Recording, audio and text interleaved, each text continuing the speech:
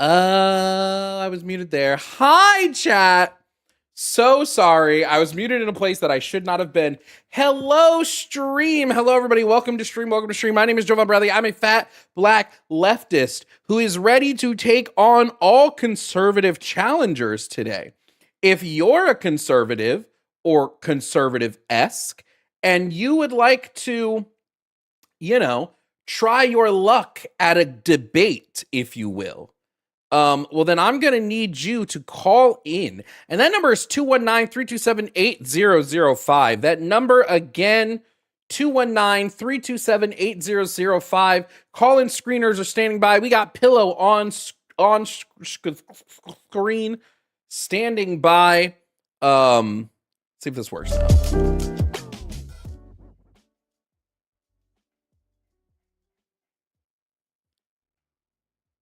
I think.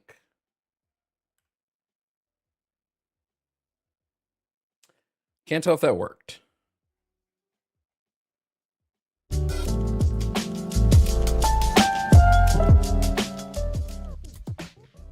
Okay, definitely working now. Okay.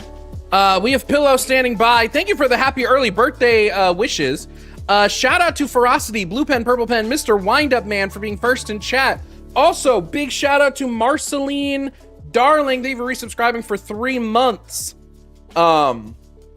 Deja Dreamer, thank you for resubscribing for 6 months. Solisteria, thank you for resubscribing with Prime. Envious Lust, thank you for the gifted sub. Sis Naruto, thank you for resubscribing for 1 month. YouTubers, what up? It is 1 day until my birthday. My birthday is tomorrow. None of you got me a single gift. No, it's chill.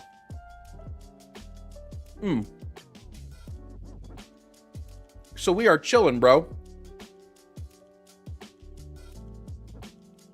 Remember, guys, don't answer people that want debates in the chat. That's not what we do here. If you're on YouTube and someone's trying to debate in the chat, do not answer that. We don't do that. I don't care about debating in the live chat. If they want to debate, they can call in. If they don't want to call in, then they don't want to debate. It's my birthday. It's also Mario Day. Shout out to my main plumber, M-Ario.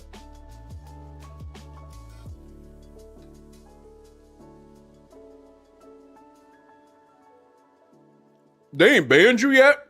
What are they going to ban me for? Tell them the truth? Or calling you ugly? Am I going to be live tomorrow? Probably. You can buy me a gift, Jovan? No, thanks. I'm the special one here today. No, this is mac and cheese.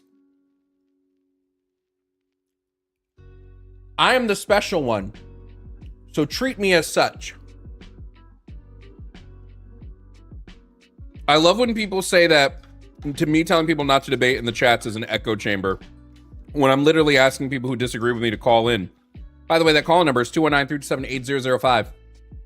219-327-8005. That's the number to call in if you disagree. If you disagree, call in. I'll take that action.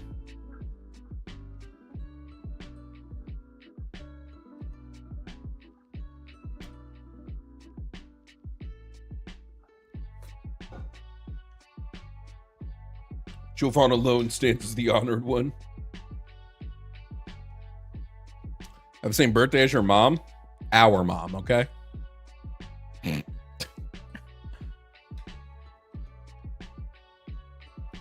There is an Amazon wish list if you want to get me stuff. I'll link it. I'll link it for you, Mini Moon.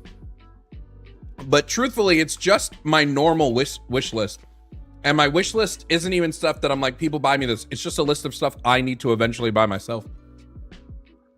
But if you want to get something off of it, go nuts. If you don't, also go nuts. Either or is fine with me. Here it is in the... How far are you in Pokopia? I've done 2 of the Pokemon centers. So that's how far I am.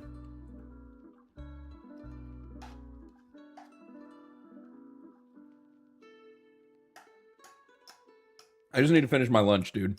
Starving. I just recorded Probably the best episode of Critical Mass. So if you're excited about my podcast and you're a fan of Has Been Hotel, then watch the next episode when it drops on Monday. That's what I'll tell you.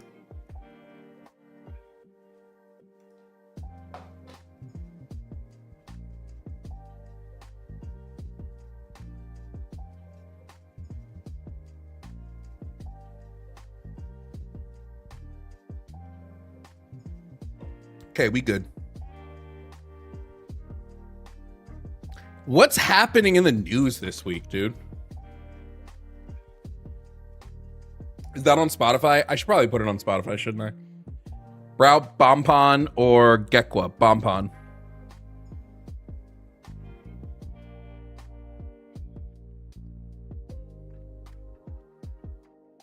The podcast is on Red Mirror Media, but I always collaborate on it, so it should show up on this channel as well.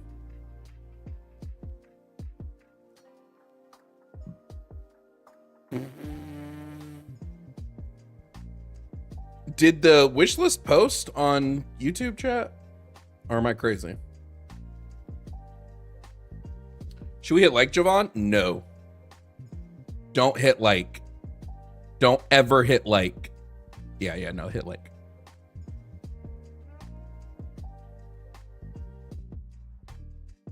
My birthday's tomorrow.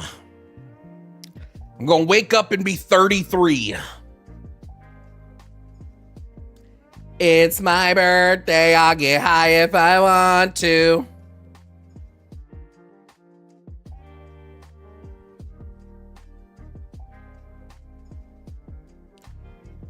No, Trump didn't attack Iran to get people away from the Epstein list. It's so much simpler than that. Which you guys would know if you watched the last episode of The Weekly Dump. I don't think you did. Had you have watched the last episode of The Weekly Dump, you might have known. Because Stephen Voltzy talked about it. Did you ever get DNA tests and found that you have what percent of European DNA? I've never done a DNA test, and I never will do a DNA test. Person who created their account 3 minutes ago.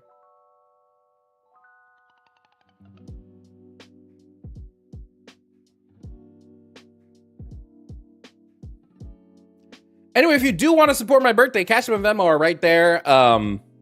Always nice to receive birthday thank yous, but you know.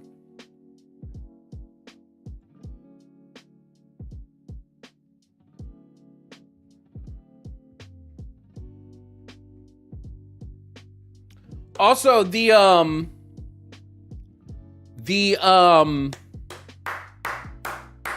Trump pardon video is out. So the Trump pardon video is out. So go enjoy it so that I know to keep making videos like that. Every month I'm going to do a new one. That's the plan.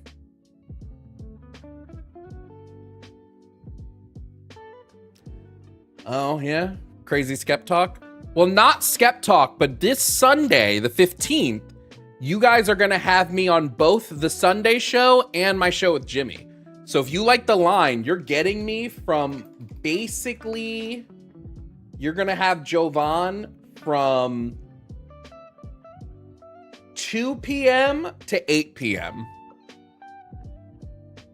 Do you think a lot of white women in left spaces still have racial prejudice? Yeah. Yes. What question is that? Trump said 6 is the age of consent. Yo, wait, no, really? Really excited for the 21 Trump Street video. Yeah, that script is almost done. I'm actually very excited about that one. And it's a larger conversation about police and schools, essentially, is what that video ends up being. Ellie Redding, thank you so much for the $10 cash apps and happy birthday, Ultra Baddie. Thank you so much for the early birthday shout out. He said 6 was of age. Where? Send this to me. What the fuck? What are we talking about? What did this motherfucker do?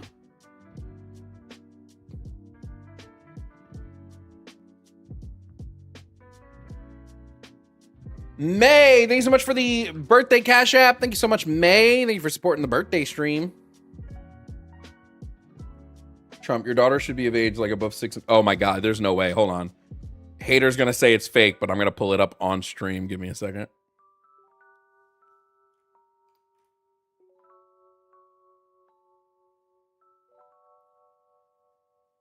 No way.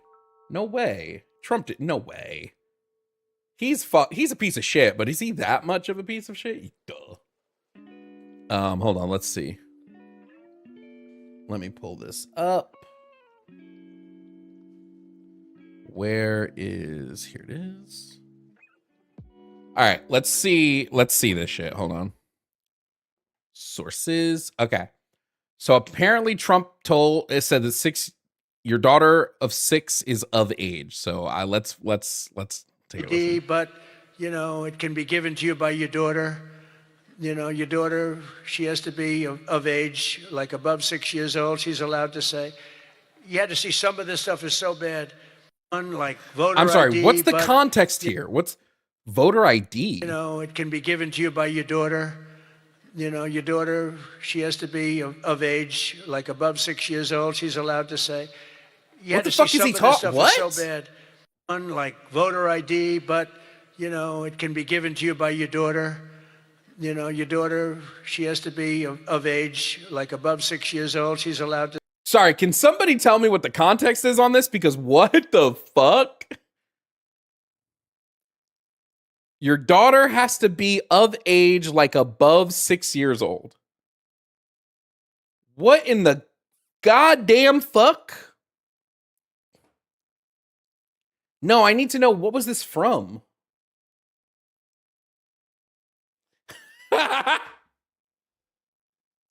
One of the comments going, it's 7 in the fucking morning, bro.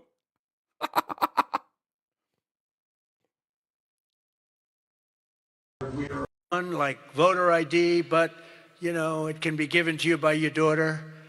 Your daughter, she has to be of age, like above 6 years old, she's allowed to say. You had to see some of this stuff is so bad. Oh, okay, hold on. Here's more of the context of the clip. It doesn't make what Trump said about 6-year-old girls Again, any and less we just weird. keep going with it. And I put that down as a top 3. Look, no mail-in. Now, you have the exceptions for the military, and I would even say foreign-based military. But for the military, for disability, for illness, and if you're traveling, you have an excuse. And I was lenient on that. But those 3 things. Then I added 2 more. These are best of, best of. These are called best of Trump. We should also add on to this bill. And so what I've asked Mike to do is to draw a new one with these few things added. And let's go for the gold. Let's not just get one like voter ID, but, it can be given to you by your daughter. Your daughter, she has to be of age, like above 6 years old, she's allowed to say. You had to see some of this stuff is so bad. They're doing everything possible because they know if we... What is he talking about? What is he talking? I don't understand what that has to do with voter ID, bro. Hold on. Am I missing something? Am I actually cracked? Again, and we just keep going with it.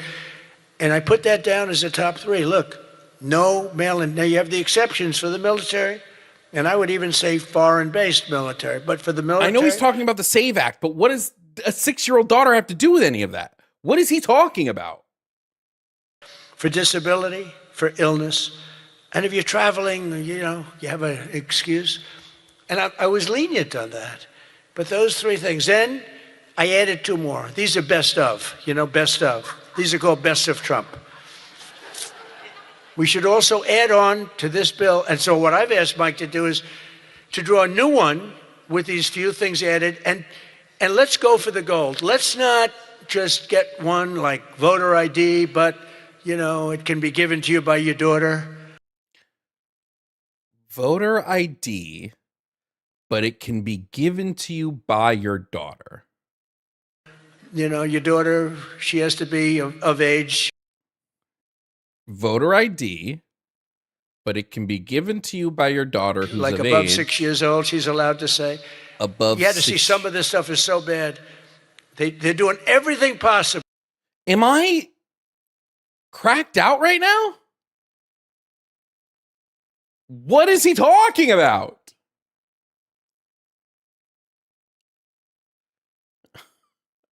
Hello? Dude, hello? What the fuck is he talking about? What? How? This is what I'm talking about.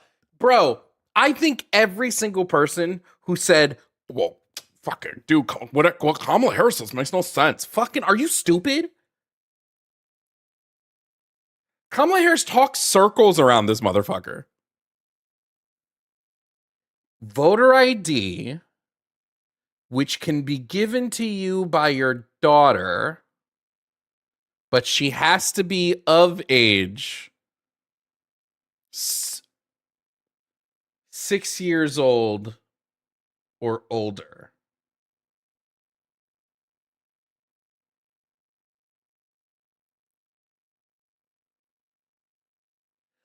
Oh, is it because he added that weird shit about trans people into the Save America Act?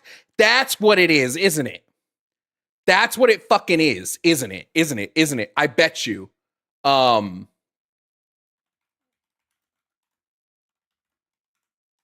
I bet that's what the fuck it is.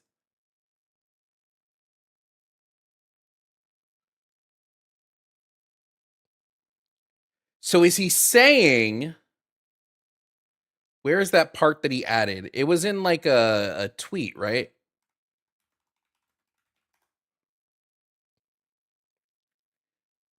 Do you blame Trump for increase on gas? Duh. I'm going to blame the other person that started the war with Iran? You fucking morons.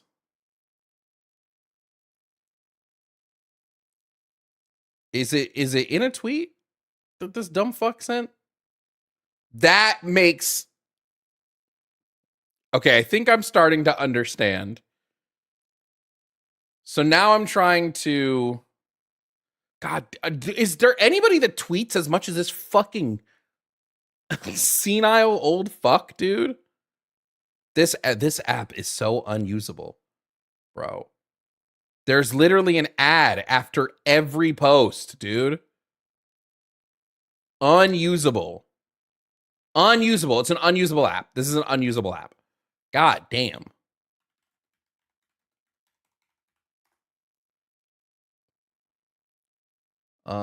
Let me see. Where was that fucking... He posted a whole thing with his like demands for the Save America Act. Is it this? I think this is it right here. Is this it?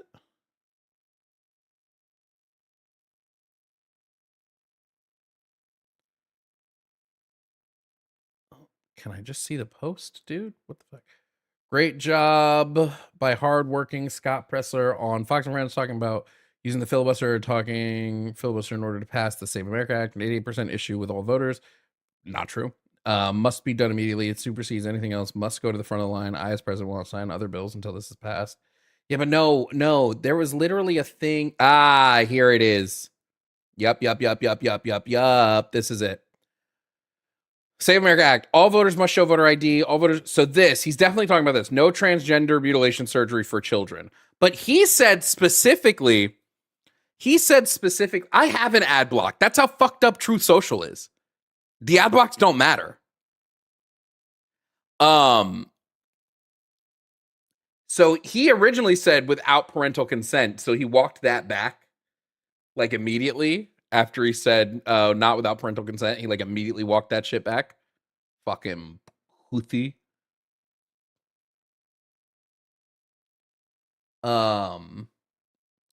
Yeah, all Americans must show voter ID. So he's talking about this. In this clip, that's what he's talking about. He's talking about no transgender mutilation surgery for children without the express written approval of the parents. So that's what he's talking about. So now with that context, let me see if this makes sense. Again, and we just keep going with it.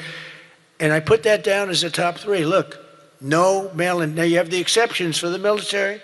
So and I would even say foreign-based military, but for the military. And so then he's talking about these two as illness, the added ones. And if you're traveling, you have an excuse. And I was lenient on that. But those 3 things. Then I added 2 more. These are best of, best of. These are called best of Trump. We should also add on to this bill. And so what I've asked Mike to do is to draw a new one with these few things added. And and let's go for the gold. Let's not just get one like voter ID, but, it can be given to you by your daughter. Your daughter, she has to be of age, like above 6 years old, she's allowed to say. You had to see some of this stuff is so bad. It still doesn't make fucking sense. Dude, it still doesn't make any fucking sense. What are you talking about? You fucking joke. It still doesn't make sense.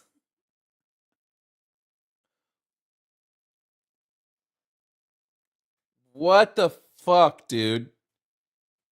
Your daughter, it can be given to you by your daughter who must. It would make sense if he was saying like, oh, we can't allow like if that's what he's saying, like it makes the context of the clip make sense. But this shit doesn't make any sense. What are you saying? It could be given to you by your daughter. By your daughter. It can be given by your daughter, my dudes. It can be given. Dude, there's no context that makes this make sense. Excuse. And I was lenient on that. I'm going to write down. I'm going to write. I added two more. These are best of. I'm going to write down. These are called best of Trump. For a second, hold on.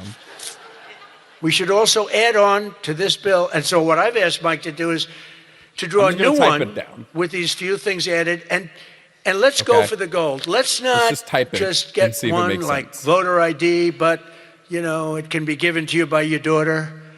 Your daughter, ID, she has to be of age, like above 6 years old, she's allowed to say. You had to see some of this stuff is so bad. They're doing everything possible because they know if we get this, they'll probably to draw a new one with these few things added. And let's go for the gold. Let's not just get one like voter ID, but, it can be given to you by your daughter. Your daughter, she has to be of age, like above 6 years old, she's allowed to say. You had to see some of this stuff is so bad. They're doing everything possible because they know if we get this, they'll probably won't win an election for 50 years. These few things added. And let's go for the gold. Let's not just get one like voter ID, but, it can be given to you by your daughter. Your daughter, she has to be of age, like above 6 years old, she's allowed to say. You had to see some of this stuff is so bad. They're doing everything possible because they know if we get this, they'll probably won't win an election for 50 years. Okay. And maybe long. Someone tell me how this makes sense. This is what he said. This is what he said. Can somebody tell me how this makes sense? Voter ID, but it can be given to you by your daughter. Your daughter, she has to be of age, like above 6 years old, she's allowed to say.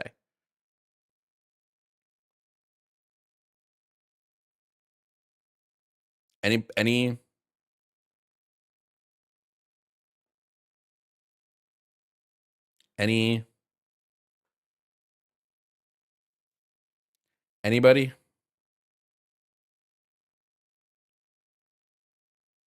Anybody at all?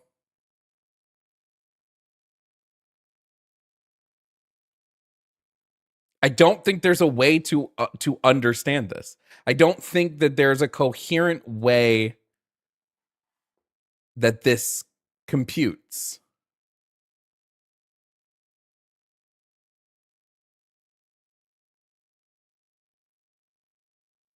Oh, you know what? Yeah. Let's go ask Perplexity. Let's ask Perplexity to make sense of this quote by Donald Trump. The only real use for generative AI. Can you explain what Donald Trump meant by this?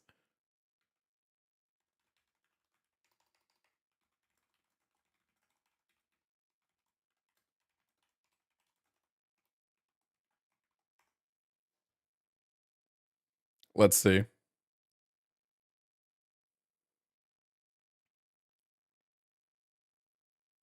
He was trying to argue that current or proposed voter ID, voter verification rules are so weak that even a very young child could vouch for you. He's expressed it in a very confused way and misspoke badly. Yeah, no shit, he misspoke badly. The fuck do you mean?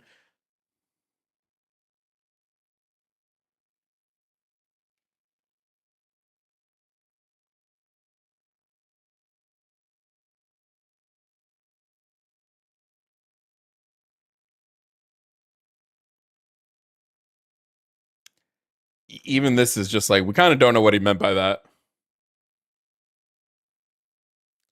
Stupid. So stupid. Anyway, 219-327-8005 if you want to debate and defend Donald Trump saying a 6-year-old is of age. Call in.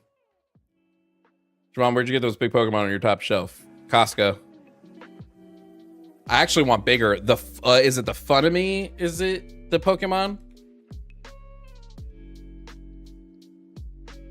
Or what's it called? It's called like, oh my god, I can't remember the name.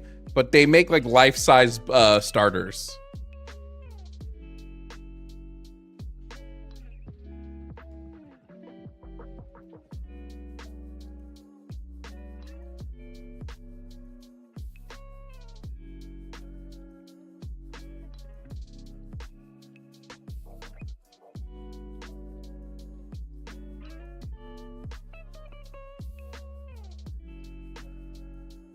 God, what was the company again that makes them?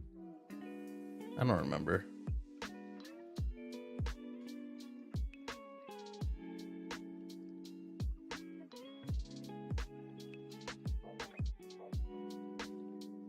Whatever.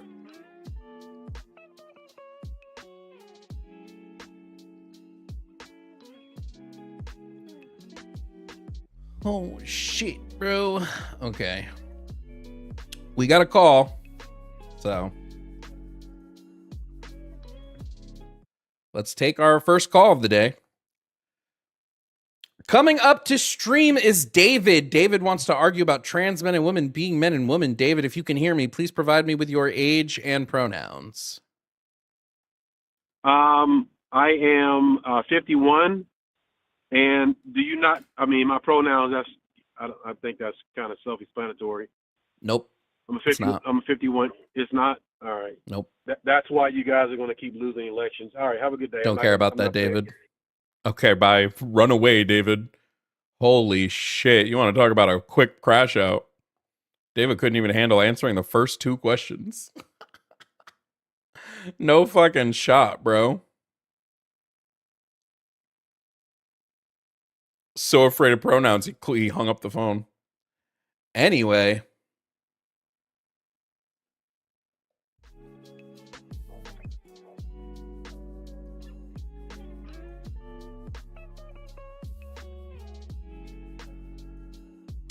"51 years old and can't answer a question." What is the company that makes those fucking Pokemon? It's not the plush ones. It's the Funism. It's Funism. They are the ones who make them. Yeah. Kind of feel like I got to get the Pokemon ones.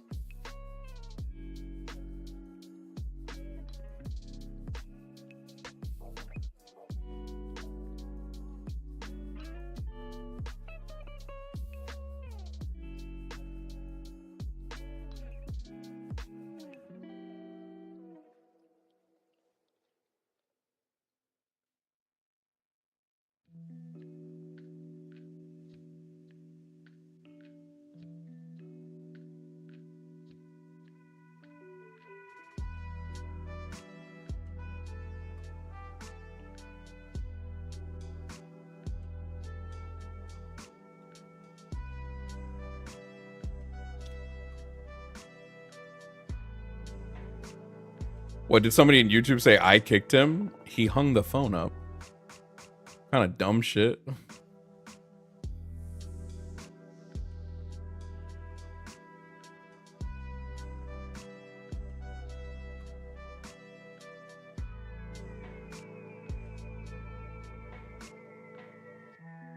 Canadian Goose, thank you for the super chat. Happy early birthday, Jovan. When you get the chance, I sincerely encourage you to ask Forrest about his and Erica's call with Eric last night on Skep Talk. Okay. Let me ask.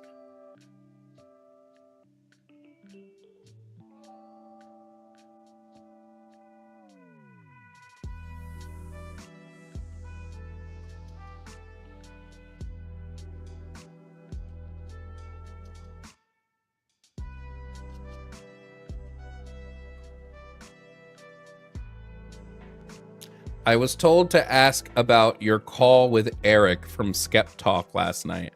So this is me asking about your call with Eric from Skep Talk last night.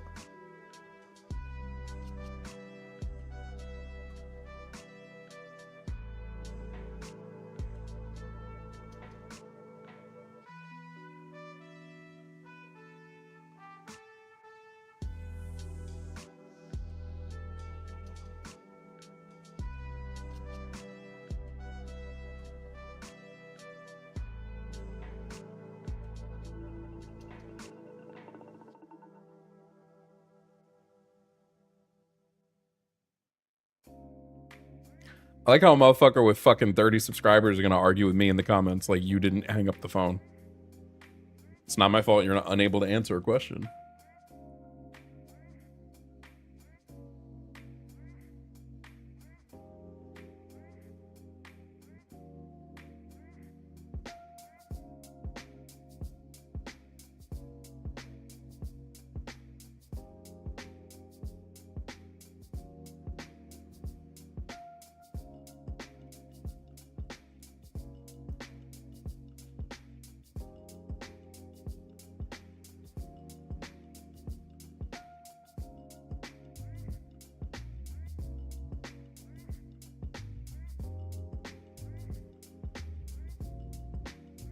It would have been fun with Eric. He literally said he was physically incapable of stopping screaming at the host because he hated them. That's crazy.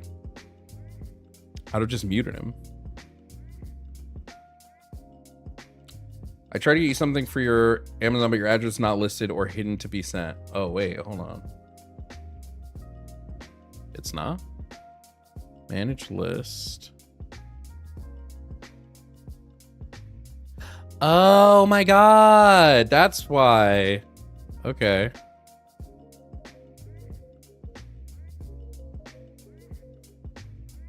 Okay.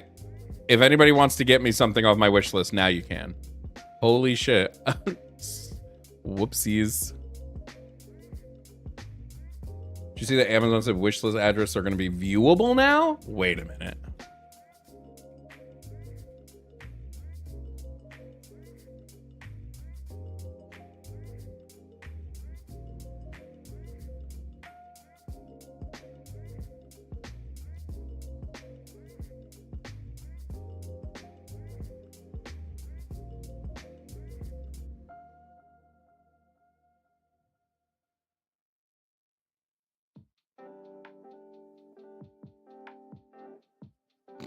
Hold the phone.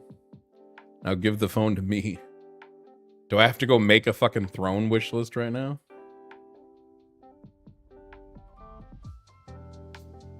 Because I will. Okay, let me see. If I go to my wish list on a separate browser and I try to buy something,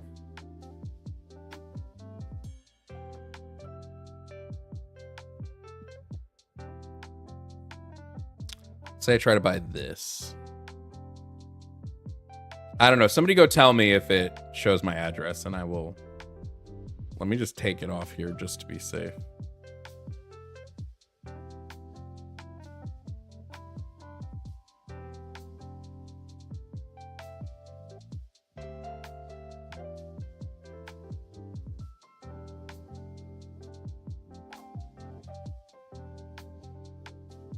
Someone can tell me if... Do you not have a P.O. box? No. I might have to go make one, though. I'm going to go make a throne wish list. How about we do that? What the fuck?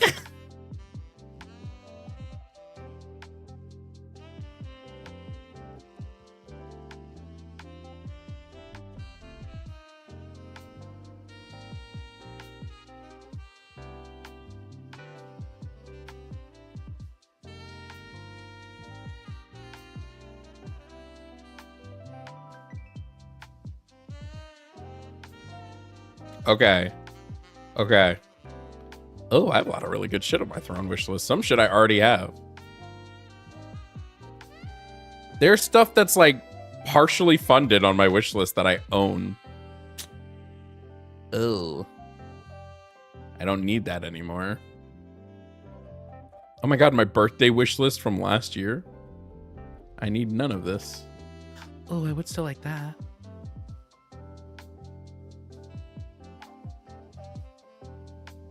Okay, just somebody tell me if Amazon shows my address.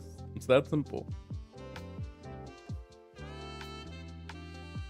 Like, I'll make a P.O. box, obviously, but...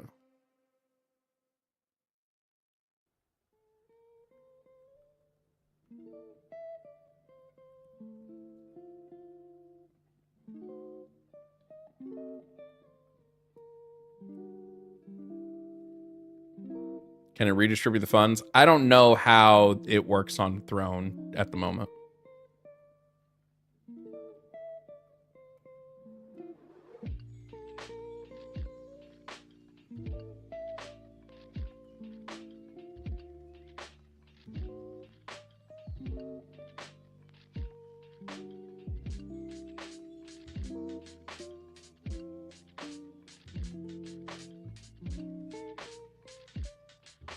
Dude, who 5% funded me to get a Steam Deck?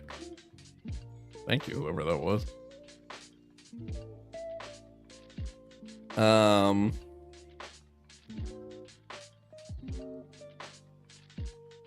Martine, you were probably blocked, yeah, because why the fuck would I want to keep talking to you? Amazon shows a city, but I don't see an address. Well, that's okay. It's a huge fucking city.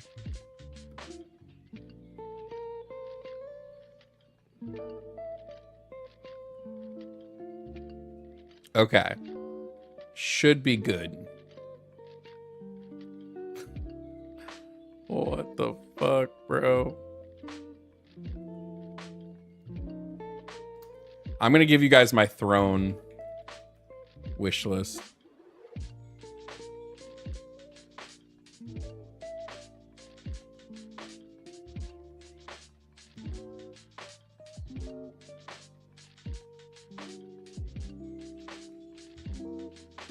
That's a crazy fucking feature, Amazon.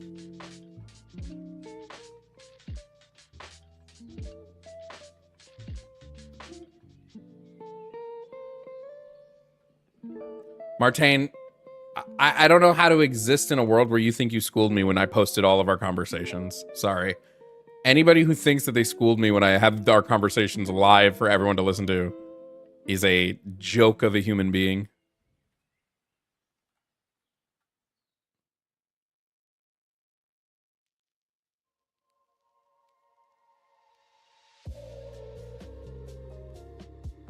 Yeah, I forgot on Throne you can, like, try to get stuff for people.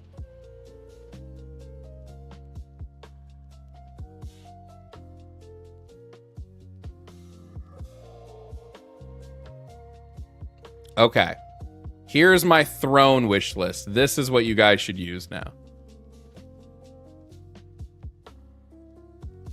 Use that instead if you want to get me a birthday present.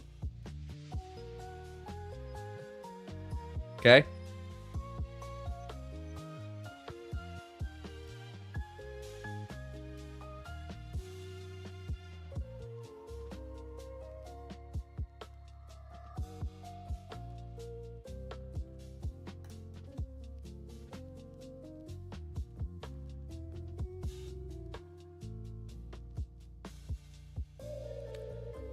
Anyway, 219-327-8005 if you want to debate.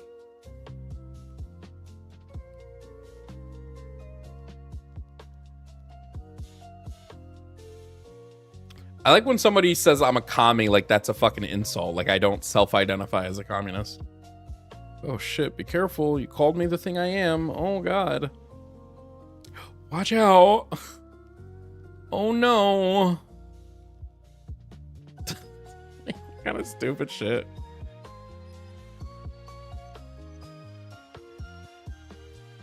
Oh, do they have the new Elgato stuff on here? Yes, they do. Oh my god.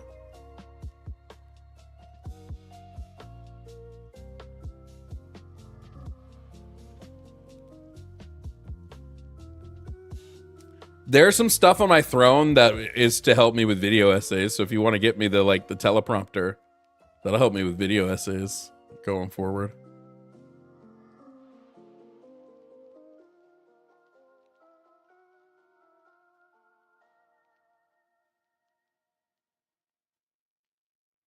Marx was a terrible human being. So's your mom, so it doesn't matter. So is your mother. Okay.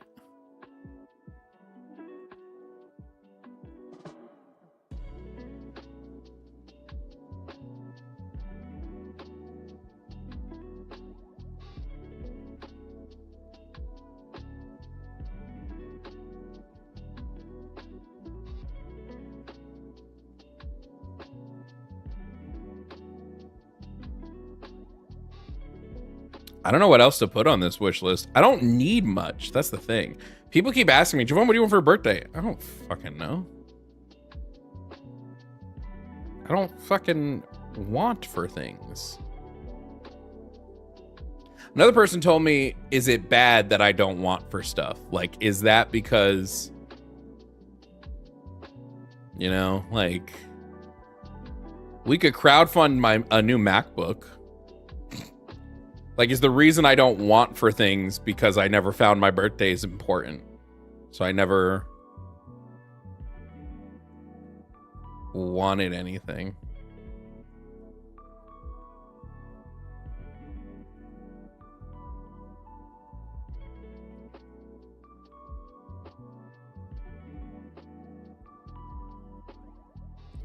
Could have sworn you said you were a socialist, Jovan. Potato, potato, tomato, tomato. Depends on the mood I'm in. But like, if I was saying like I'm a socialist, it would just because I believe socialism would be the path to lead us towards communism, you know?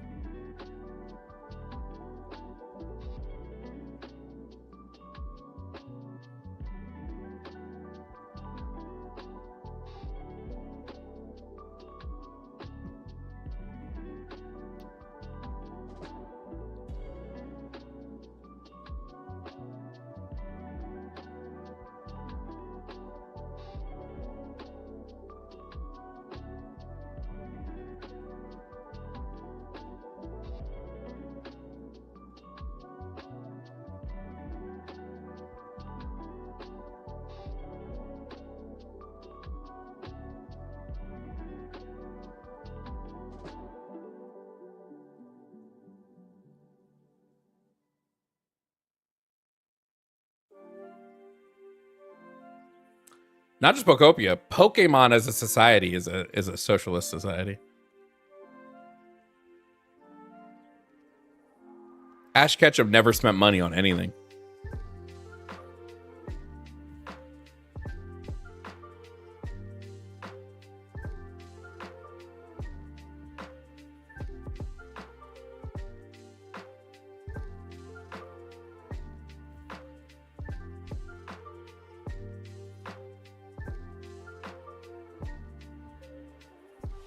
There's someone being screened right now. Do you want to hear my updated views on communism? I'm worried, Sharp. Your views be crazy sometimes, fam.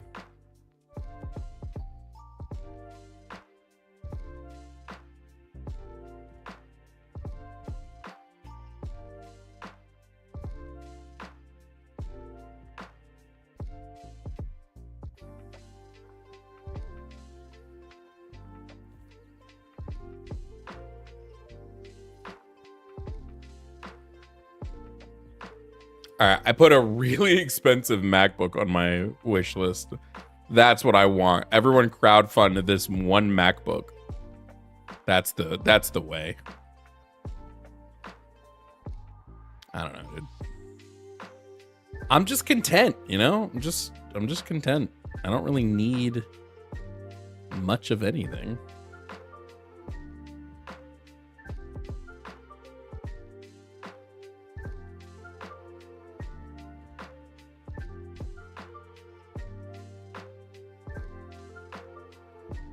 I don't need this MacBook. I just FYI.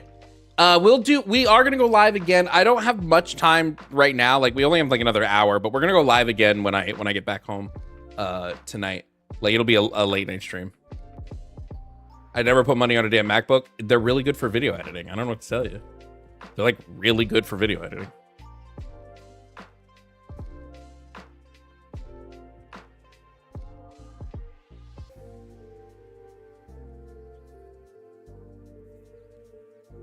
I have a computer. What are you talking about? This would be my travel workstation, so I can continue to edit and stuff while I travel. Fun to one more arcade. No, but there's this dude on Facebook who's selling a life-size Five Nights at Freddy's Freddy animatronic, and it's only $800. And as someone who's really as someone who really shouldn't, fuck, bro, I want it. I want it so bad.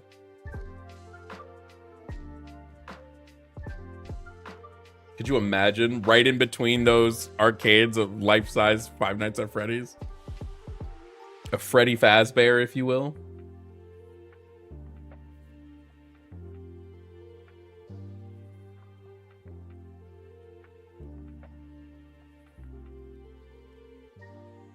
I do want to upgrade my PC to get a gaming one so that I have my streaming PC, my gaming PC at some point, but that'll be at some point down the line. I'm not like in a fucking rush. Where'd you put something like that? Literally right behind me. Literally, it would just sit right behind me. Dave and Buster's said, hey, come in for your birthday. No, Dave and Buster's.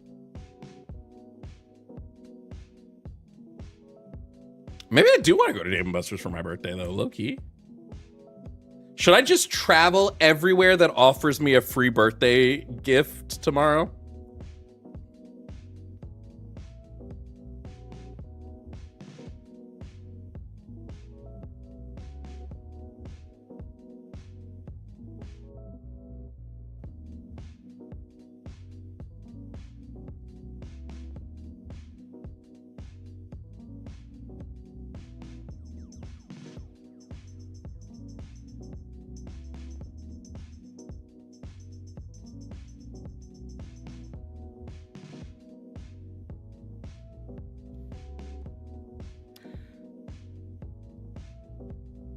She Dave on me till I busters.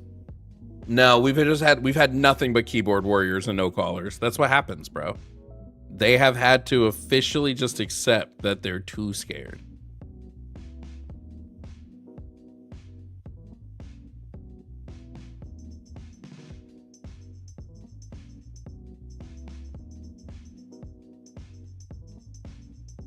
There was a website that compiled a list of companies to go to. Find it for me.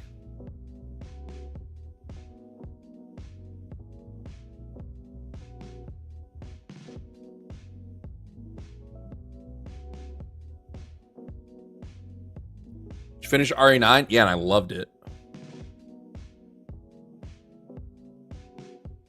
If you agree, you're not going to get through from the call-in screener because we're just looking for debates. It's getting harder to defend MAGA being, you know, pedos.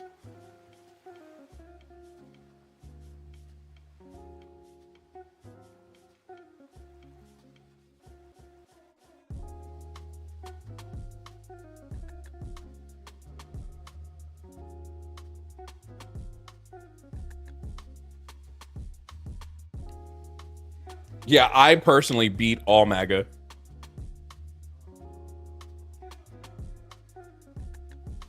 Get you a girl who can provide a syllogism. She P1 on my P2 until I conclusion.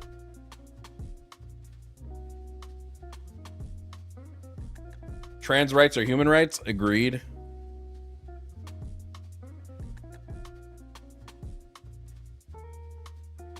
She P1 on my P2 till I conclusion is so funny.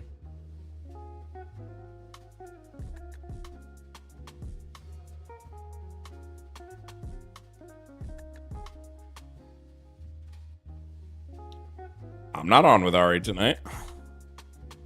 Jimmy is.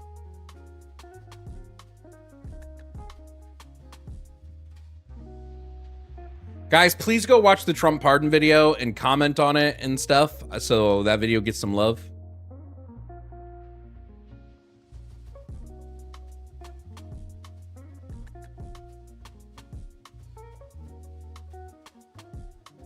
Maybe add cowards to the fifth topic. Ooh.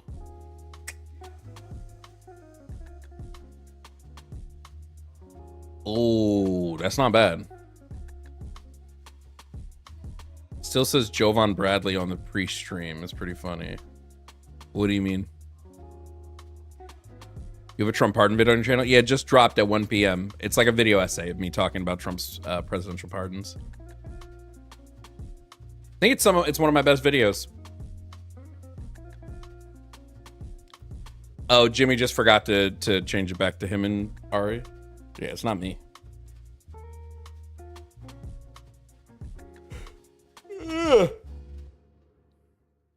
I'm not the 1 or the 2, but I am the 3 and the 4.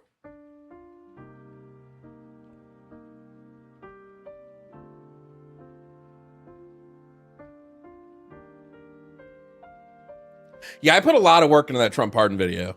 So, thank you to the people that have watched it and liked it so far.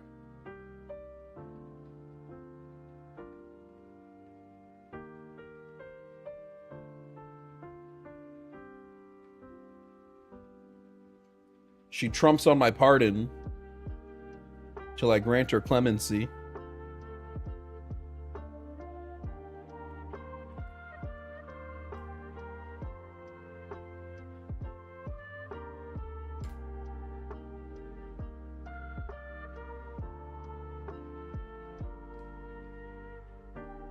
Today's your birthday, not like us? Well, tomorrow's mine, so welcome to the birthday club.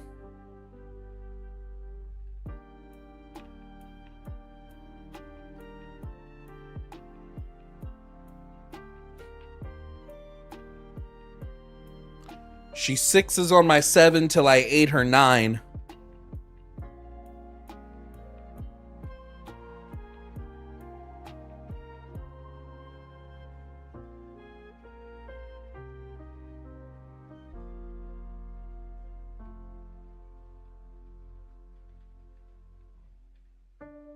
We got some people. We got people now that are calling, so we got some call screening. Hopefully the screenings don't take too long, and then we'll get this shit underway.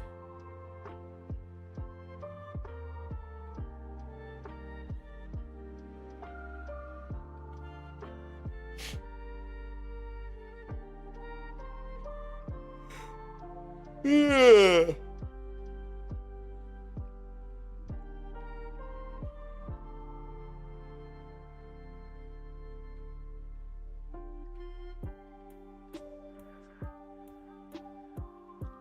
All right, let's get this cooked.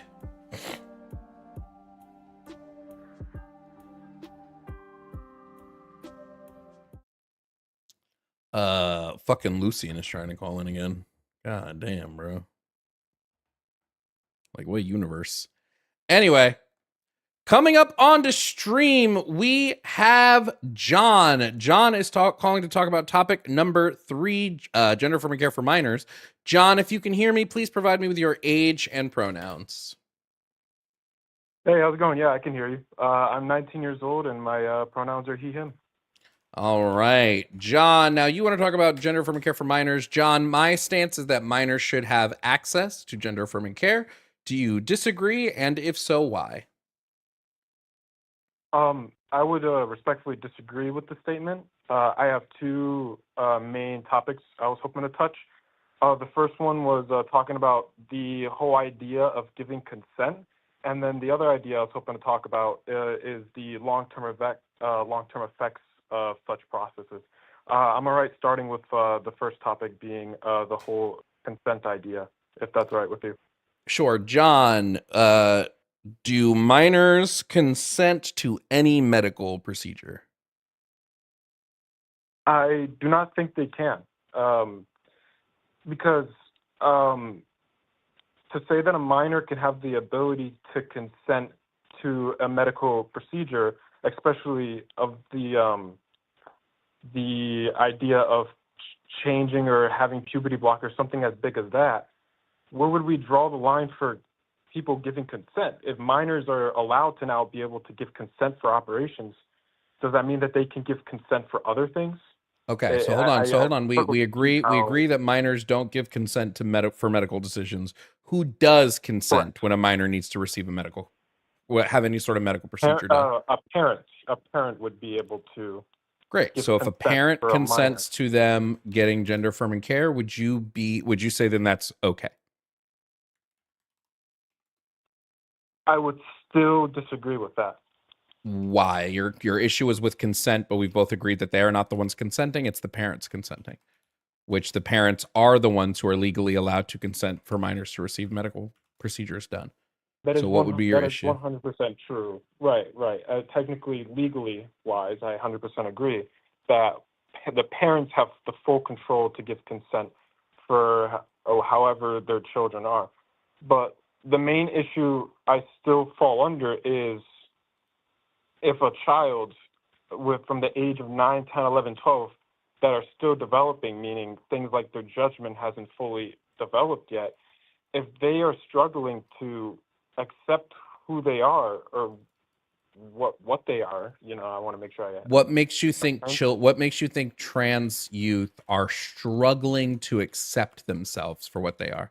What would make you say that? I would say not the majority of the trans community are struggling to see themselves, but I guess this would be a specific one example of no, but what do you mean when one you such say that? reason What do you why. mean that they're struggling to accept themselves? Most of them, even youth trans people have accepted that they're trans, so they accept that about themselves.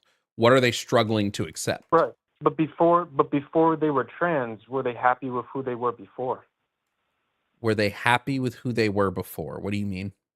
If you say that we agree that when somebody is trans and they're happy with them being trans, does that mean that before that they weren't happy with not being trans? I don't know that it's as simple as were they happy when they weren't trans. I think it's more they're just happy they don't have to live a lie anymore. So they're happy that they don't have to live in a lie before, so they believe that the life they lived before was a lie, correct? Yeah, So most trans people I guess the word's not. Most They were trans happy, people but they were will tell me that they are, at least this is how it's been described to me, because I'm not trans, so I can't speak for them. But how it's been described to me is that the times were before they were like out, they were pretending to fit into the social gender category they were put into. So like a trans boy was pretending to be a girl because they were just being socially conditioned to be a girl, when really all along they were a boy. They were mispleased with what they were mispleased with what they were before, correct?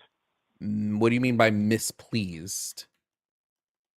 They were in a societal hierarchy that they did not believe they should be there, and so because of that, they decided they wanted to become trans. Correct? Is that what I'm getting? Well, they didn't become trans. They just were trans. It's not something that you like become. Just like you don't become gay, you just are. Okay. And they're trans whether they're out of the closet or not. They're still trans. They don't have to be out to be trans. Okay. I guess my question to you is, how could a child have this judgment if their judgment hasn't fully developed yet? What do you? I don't know what you mean, because that doesn't make sense from like a neurological development state. When we look at gender and the ability to gender yourself, that's something that we develop as humans at the age of like 3 to 4. So I don't know what you mean when you're saying that their judgment isn't there. Like psychological consensus, like the consensus in the field of psychology, is that we're able to understand gender within ourselves as early as 3 and 4. So it doesn't shock me that like a 7 and 8-year-old, a 9-year-old, a 10-year-old, a 12-year-old, whatever age you want to go to, has an understanding about themselves in a gendered way.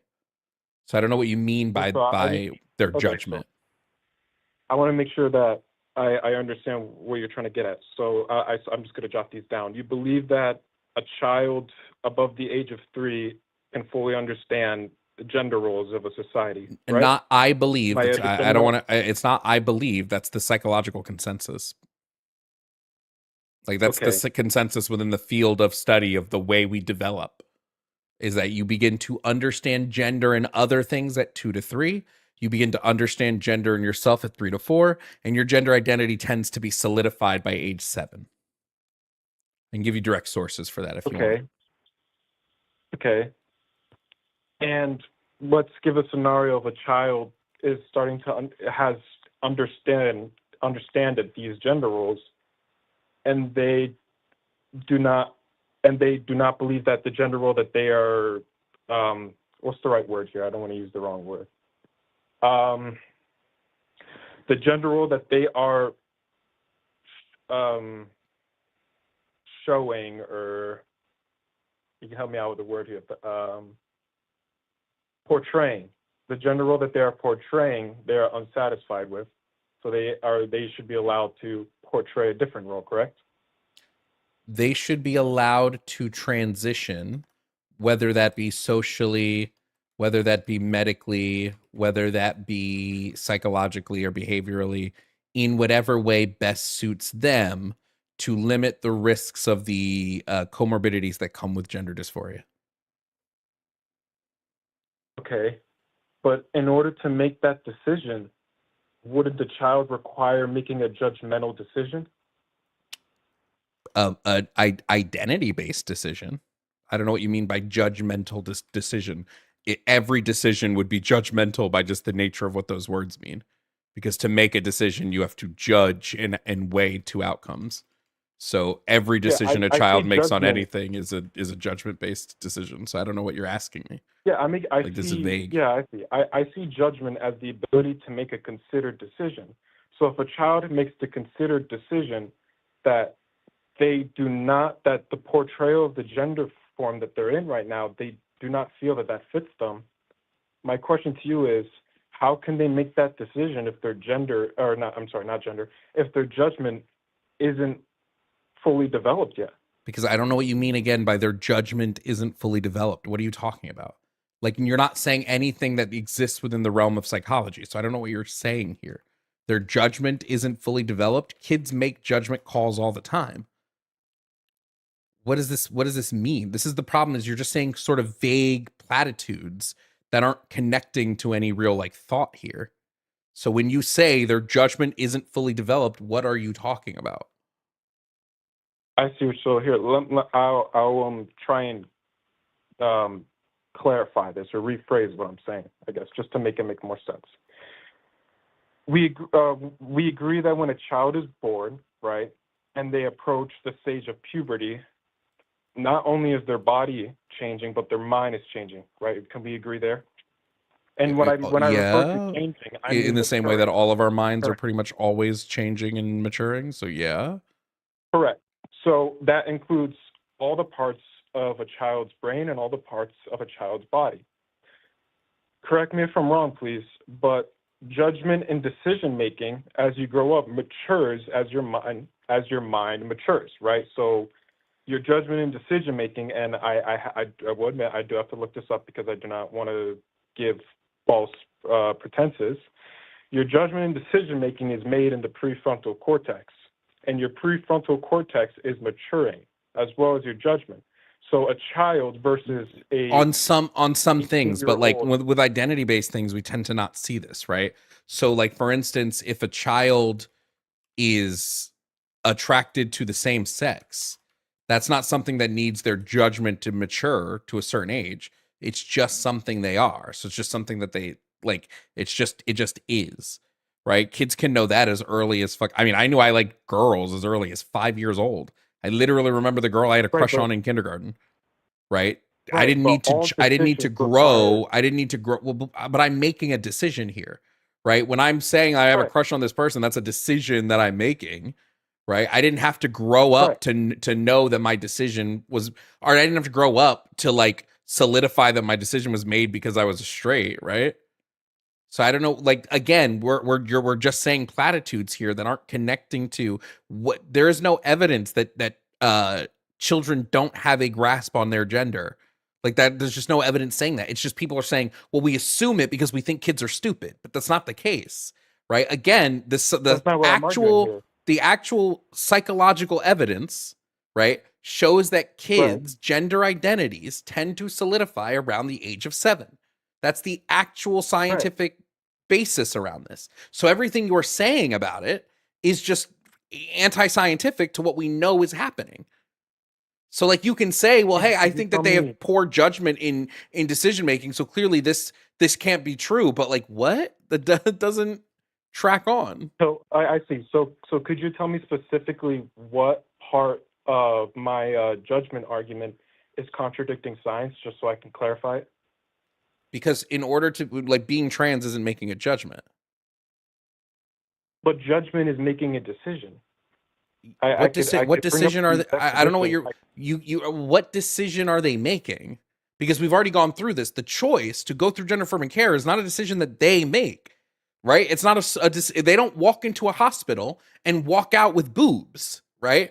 It's a decision made by their parents, by their doctors, typically with their counselors or therapists. There's a team of people making these decisions. It's not just a kid. So that's why I'm confused on what we're talking about here. Okay, so let me clarify then. So let's say a child, right, sees, let's say there's a boy, right, that sees another boy and says, I think that boy is attractive, right? That decision requires judgment, correct? In the same way that literally every decision, when the child decides they're going to wake up in the morning and jump out of bed, that requires judgment. We're just being vague. Okay, but that's not the point I'm trying to get at. The point I'm trying to get at is if a child so a child can so you're saying that. So wait, what about gender affirming care is such a differentiator in terms of what a child can and can't use judgment on? Could you clarify that, please? So there are things that we allow children to make judgment calls on, and there are things that we don't. Typically things involving whether or not they can engage in adult acts with an adult, we say no, because we don't think they have the judgment to make informed decisions when it comes to adults, because of the fact of the simple fact of manipulation and all these other things that come with the power dynamics that come with interacting with adults in this way. But now you're saying, well, I also feel this way about them going through gender affirming care. Okay, so substantiate that. So here's I can see where the confusion is. So let's break up judgment into two sides, if you will, because I see what you're trying to get at. Let's say that a child makes the judgmental call to put their hand on a stove and it burns them. Should the parent affirm that or reject that judgment? What? Homie, what? What do you think affirming that judgment would just say, yes, you did put your hand on the stove? What are you, like, these aren't, it's like you're only giving 75% of a thought. What do you mean? That doesn't make any sense. That question you asked fundamentally makes no sense. Like, it's a flawed question. So let's I want to make sure that we both understand, right? Judgment, right, is the cognitive process of forming opinions, evaluations, or decisions, correct? Yeah, I didn't need Merriam-Webster to tell me what judgment means, yeah. Okay, yeah, I just wanted to make sure to pull up the definition just so we have a concrete did you think I didn't know? Okay, whatever. No, but I want to make sure that there's a pure concrete thing that we can hold off of. I'm not claiming that you don't know what judgment is at all. So if a child makes a judgmental decision on something, right, that being that they make the decision that, hey, I am a boy, but I like other boys, right?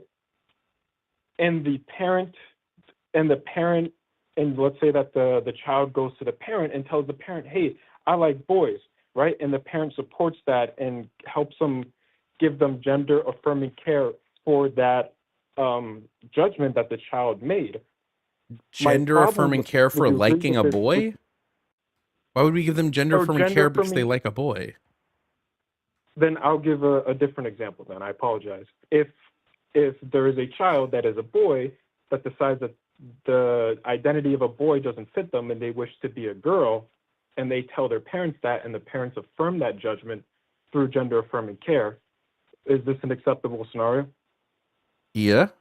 I mean, that's literally what my prompt is saying. Why can, yeah. So my issue with this is if a child's judgment, right, or the prefrontal cortex that allows these cognitive ideas and judgments to be expressed by a child isn't fully formed until after puberty, why should parents allow children to make these judgmental? I've already answered this, John. I've already answered this, because the concept of our gender identity solidifying as humans happens around the age of 7 years old. So you don't have to wait until they're post puberty. If you agree with it, then I don't know what we're arguing here. So a child understands. So when you say that the understanding of gender roles derives at the age of 7, can we please clarify that? No.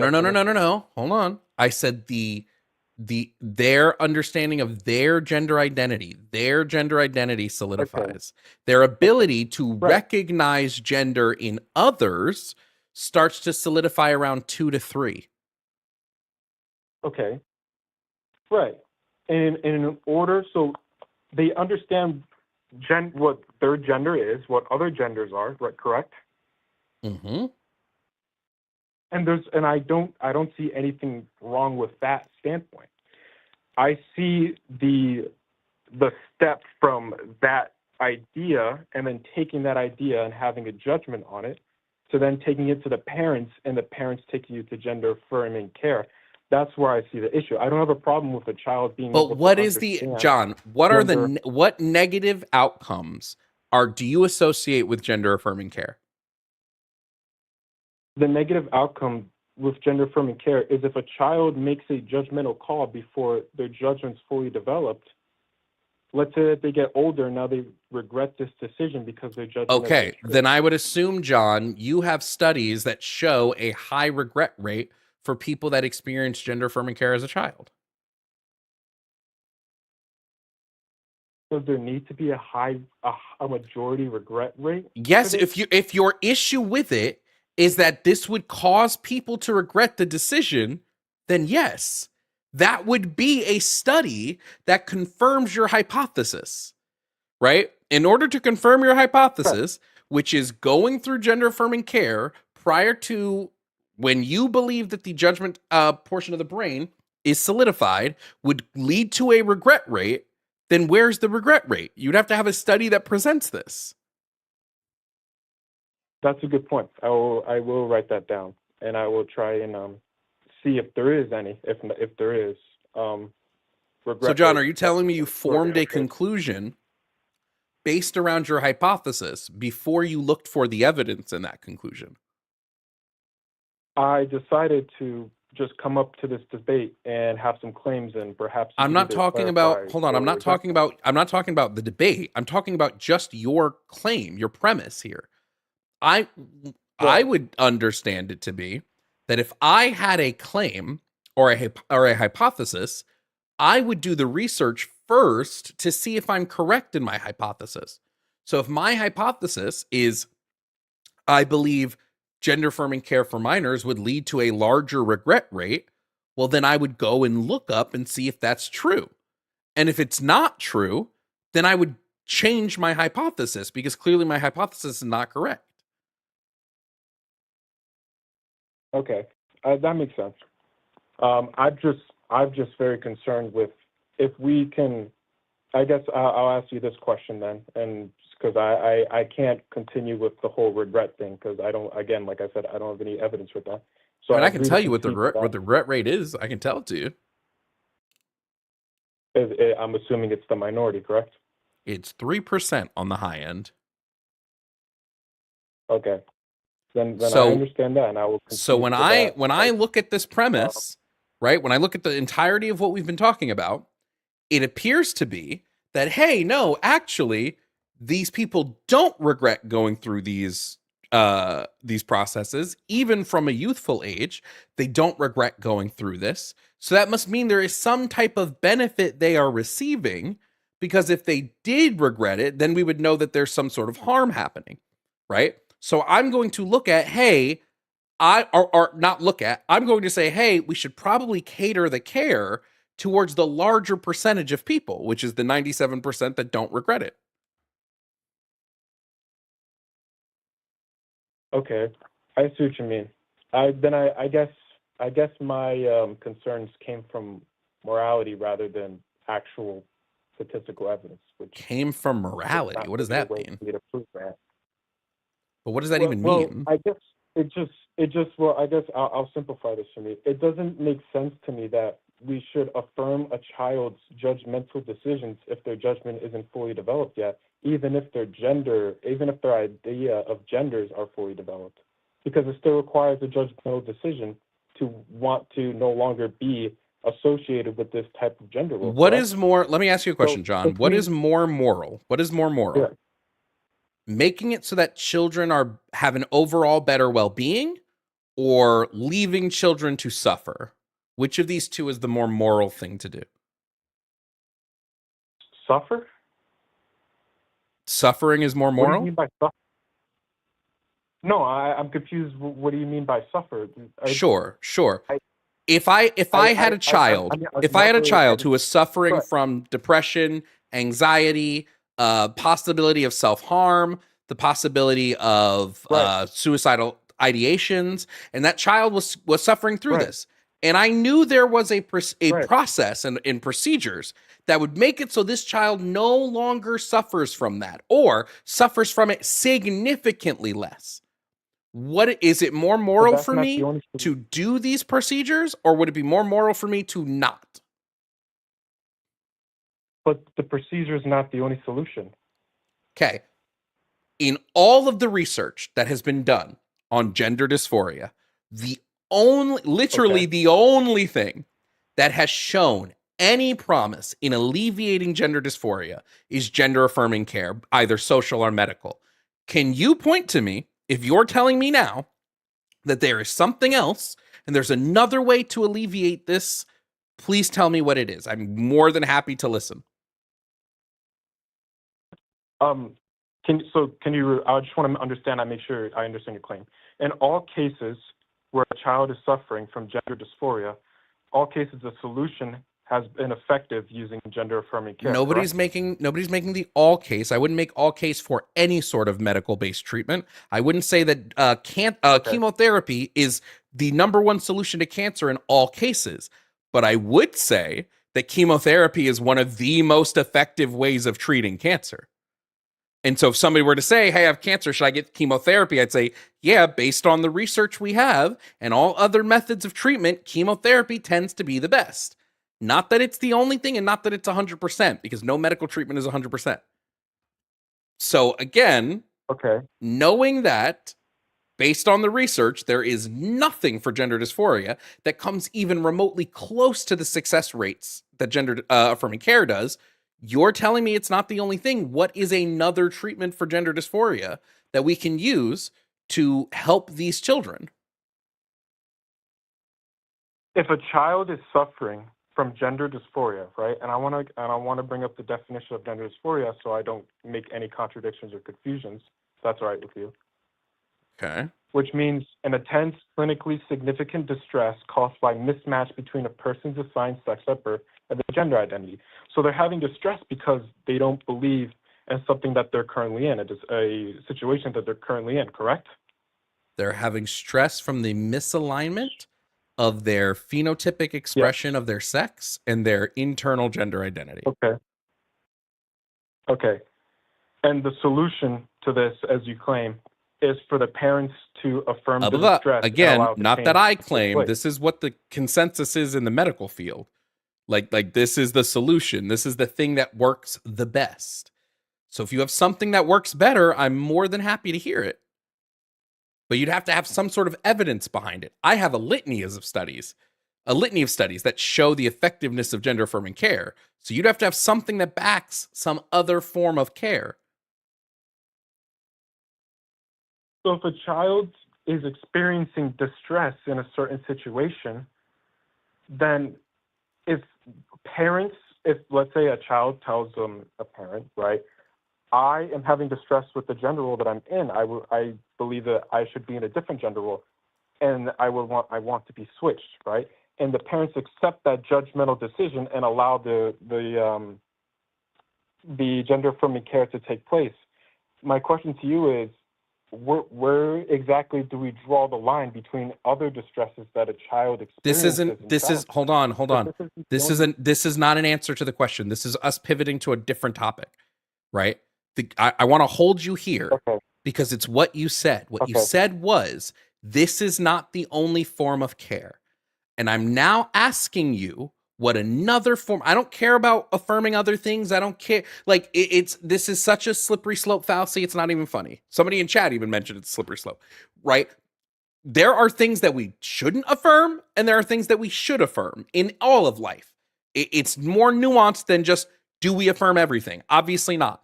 So again, if gender affirming care is not the only method of treatment, and you know of another method of treatment that has a better success rate, I need you to tell me what it is. A better success rate, I would have to look it up. But other alternatives, I would say mental health counseling. John, what is, okay, That's what when you say mental health counseling, what do you mean by that? Because I have news to break to you. One of the key things about gender affirming care is therapy. That's something you receive while you're getting gender affirming care. So what do you mean by mental health counseling? Like, what are you specifically saying? Let's not be vague here. That can mean anything. I guess it would be the difference between the gender affirming care and just a typical mental health counseling is, in my eyes, mental health counseling would try and help the child accept the distress and redirect that stress versus completely removing the stress. Accept the distress. When we have somebody that comes in with depression and they have clinical depression, Yeah. Do therapists just Yeah. make them accept that they have depression, or do we sometimes have to prescribe SSRIs? We do have to. Yeah, I agree with that notion. Okay, but I don't. So I don't. Apply that John, wait, John. If a child has gender dysphoria severe enough that it leads to self-harm and suicidal thoughts, you think the treatment should just be to accept that they have suicidal thoughts? Not accept. No. Accept the distress is what you said, John. I should probably clarify my wording. I apologize. Please give me a minute to clarify my wording, please, rather than me just blabbling.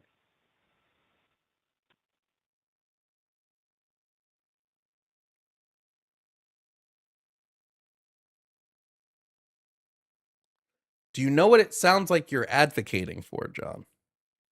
It sounds like you're advocating for conversion therapy, which again is something we have the research on that quite literally exacerbates psychological distress. It does not fix it.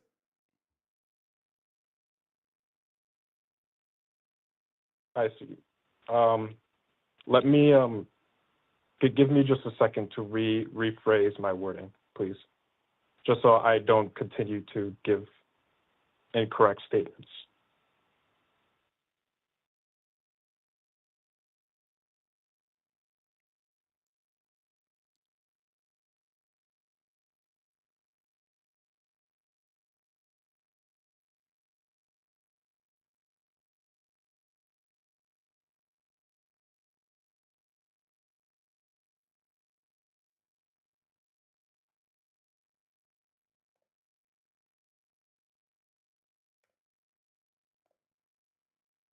Yeah, I guess I really couldn't give a cohesive counterclaim. I guess I've been rambling, so I probably shouldn't continue with this topic. Okay. If you're admitting now that you don't have a cohesive counter and you don't have an argument here, can you then concede that gender affirming care is a beneficial way of assisting children who have gender dysphoria?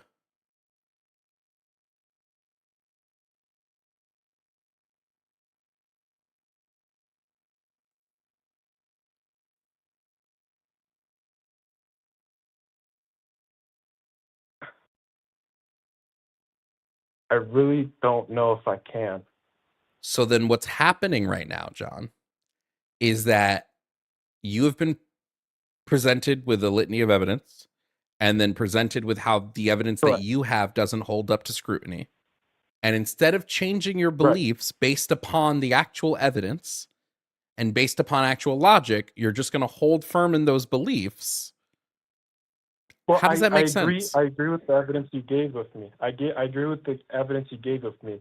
And in that argument that I have, I don't have an argument against what you gave me. So I definitely concede to that argument 100%.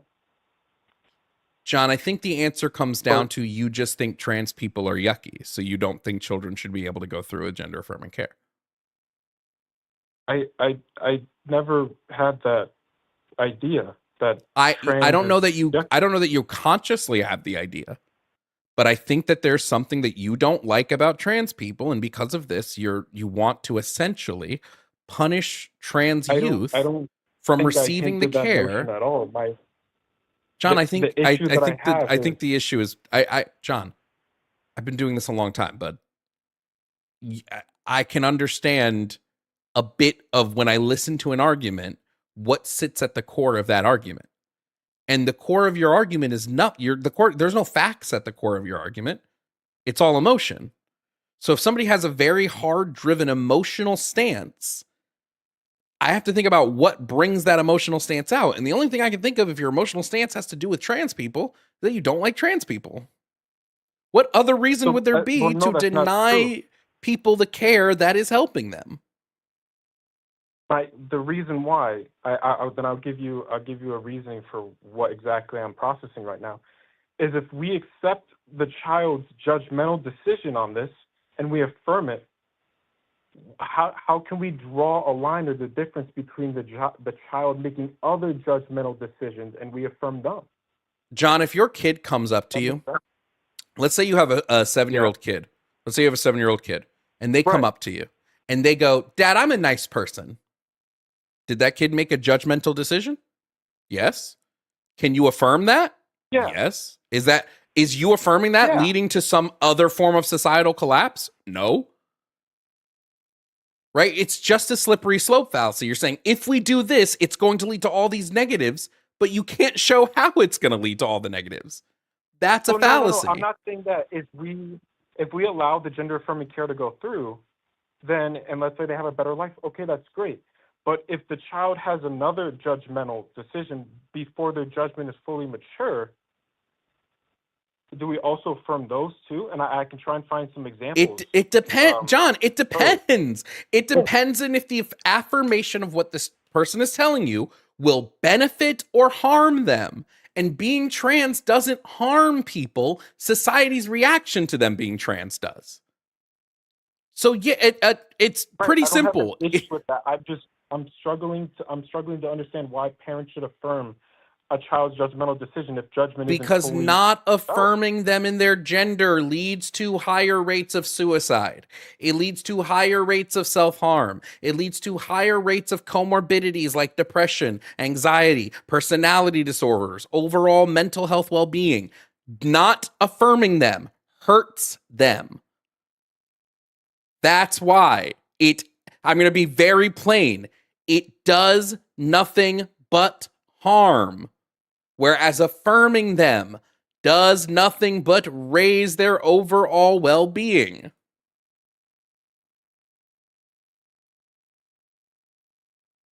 Okay. That's why. I think I understanding what you're getting at. So knowing this, before we end the call, what is your stance on gender affirming care leaving the call? Agree or disagree?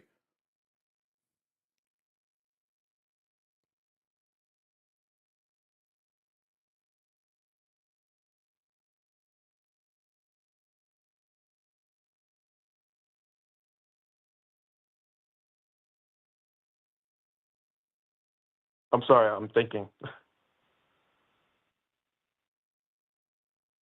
Okay.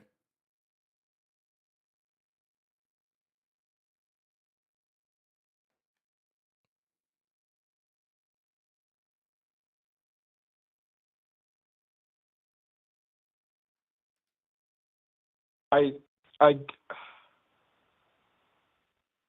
I don't see a problem with affirming this type of judgment, but I guess the thing that I'm really struggling with is if we can't affirm all judgment that a child has because their judgment isn't fully John, then you didn't asserted. listen to You get what what I'm I said understanding? before this, John. This call's going to get posted. The live will be posted as soon as it's done. The call's going to get posted. You're going to have to go back and listen Okay. to it then, John, because I answered your Okay. objections there. So go back and listen to it, and Yeah, hopefully perhaps I'm that emotionally blinded, and if I am, then I, if I'm emotionally blinded right now, then I think it's that is clear my that you fault. I are. should probably Take spend some more time take like an thinking. hour and then go back and listen to the call. Okay.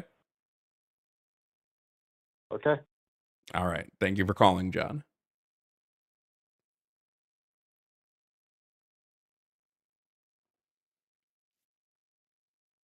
I just feel like we have to be very hardline in the sand here.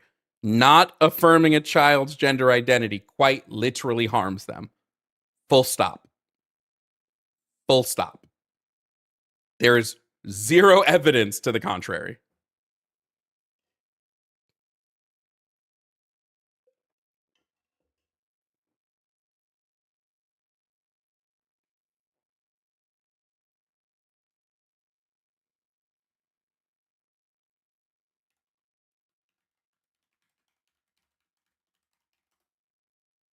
Oh my god. Hey buddy, just FYI, you're on speaker on stream. I'm on speaker on stream. Oh my Yeah. god. Hi. Hello. What, can you hear me? Yeah, they can all hear you. All Forrest right. Valkyrie, everybody. Hey, yeah, dude. You asked me to call you about the call that I had last night. I was gonna. Yeah, people on stream kept saying, ask Forrest about this call he had with Eric. My brother, it could not have been funnier if I had paid him to be funnier. The dude was so. Long story short, since I'm sorry to take over your stream. I didn't realize. Is it okay for me to go through this? All good. Go ahead.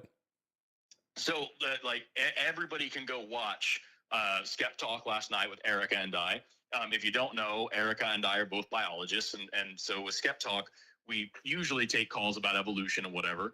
This dude named Eric popped up in my comment section on my channel because he is a race realist. And if you don't know what that means, biologically speaking, races are not a real thing. There's ethnic differences and there's genetic differences between populations that have been isolated for a couple tens of thousands of years, and now we're reintegrating. So all those things are real, but actual race, as we talk about it, is not actually a biological thing. It's a social thing. True. And there's a lot of reasons for that. I can go on and on and on about it. But this dude is a race realist. So scientific fringe, conspiracy theory, pseudoscience bullshit.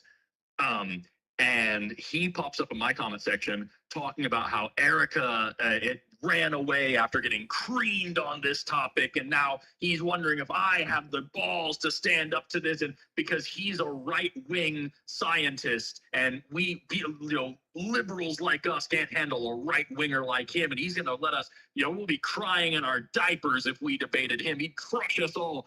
And so I was like, call in. Let's talk. Here's the link. Let's do this. And I was thoroughly prepared to take an L on that debate. It's not my area of expertise. It's not the thing that I talk about the most. And it was an effortless W because Eric called in, and I promise you, my man, I am not exaggerating, screaming at the top of his fucking lungs about how much he hates us lefty fucks who hate America and are destroying this country. And it makes him sick to his stomach to think of how left we are and how evil we are. And we are just asking him about his own positions on this scientific matter. What? He gets into it with Erica. First of all, he lists his pronouns as "I'm not a liberal." Great start.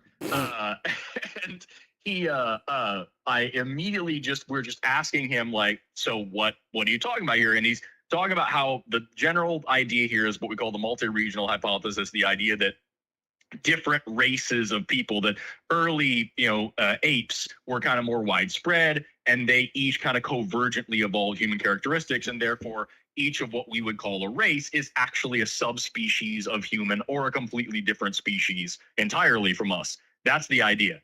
Deeply racist and stupid. Yeah. And he's like talking to Erica about this and like, well, when do you think this thing lived? This one species, Greco-Pithecus or whatever the fuck it is. And she's like, oh, probably around this time. And I swear to God, he starts screaming, I knew you'd say that. You went right into my trap. God, you liberals are so fucking What? easy. Somebody find me a timestamp for this fucking video. Bro, go, Halo, put the Oh, fucking yeah. There's always a timestamp on this. Oh, yeah. So like oh my God, he's screaming, and I asked him at one point because he's been screaming for like 20 minutes. I was like, hey, I just genuinely actually, is it physiologically possible for you to speak to us without screaming? And he says, no, it is not, because he hates liberals so much, and we're all evil and want to destroy the country.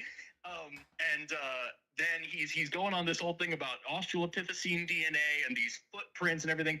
And at one point, they get to a point where he and Erica are agreeing with each other on what these footprints are from and somewhere in Europe. And he's still screaming about how stupid we are while agreeing with her on this data. And then the final part of the call was I asked him, because he was talking about, he then launched into, he went full Nazi with it and was talking about how specifically Africans are not humans because they have not earned the title of human yet. They have not elevated themselves to that level yet. Yeah, dude. And I was asking, he's like, you can look in the UK Daily Mail, that man who just killed somebody with a machete. Are you telling me that's a full-on human? And I asked him if he believed in phrenology, which, by the way, that I knew he did, but that question was an easy out for this dude.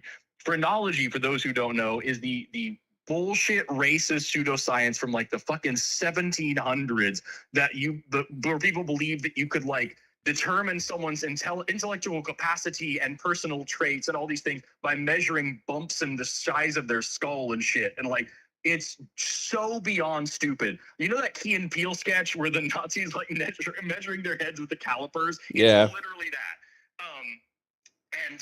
This dude, number one, yes, believes in phrenology. Absolutely does. This was an hour-long call? 30 minutes. Oh, 30 minutes, 30 okay. minutes of him screaming. And then finally went on about how I believe in white genocide. And oh my God, like, based. I don't know what white genocide is. It sounds like some great replacement theory shit. And he starts screaming about how it's absolutely great replacement theory shit and going on a fucking Charlie Kirk rant. And then he finally hung up on himself. He said, I asked him what he believed about a topic, and he screamed, fuck you, and hung up. He threatened to hang up, and then I continued laughing in his face, and he hung up. So this dude, and by the way, he commented that on my channel. He's been commenting on Erica's channel for years.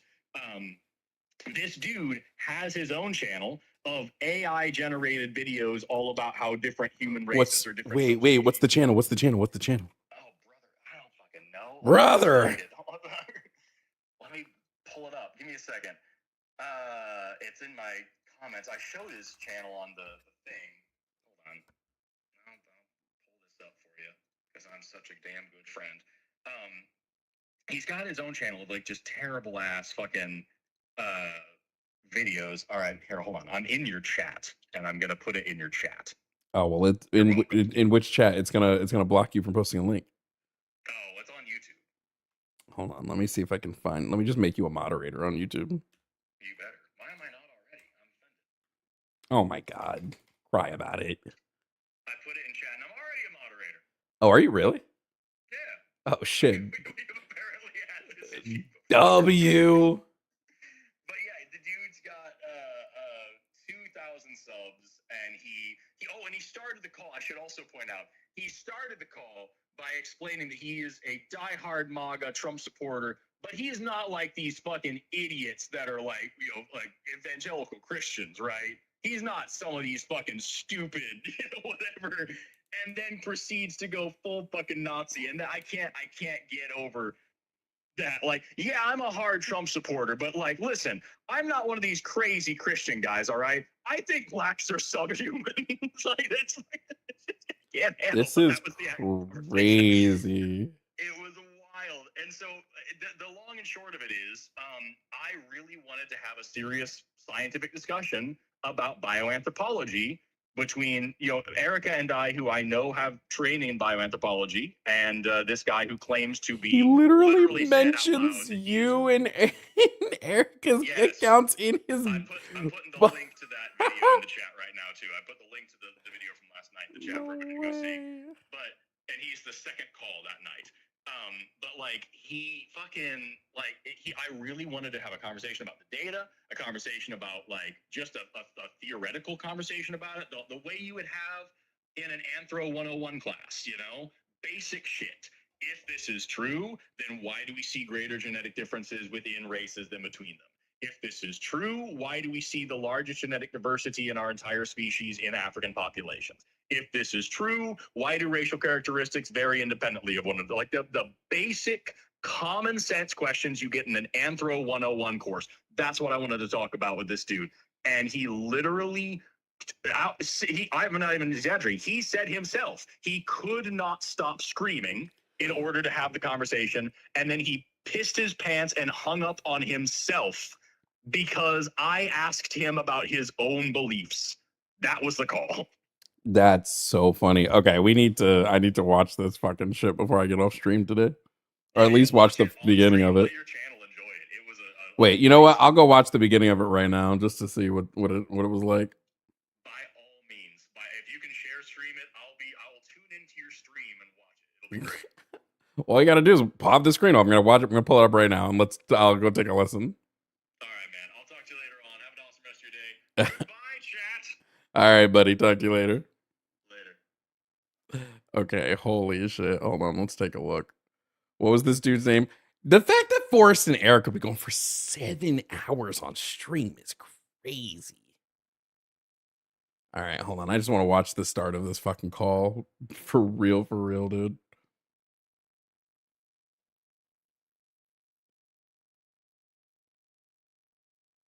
Let's see. Where's our comment section?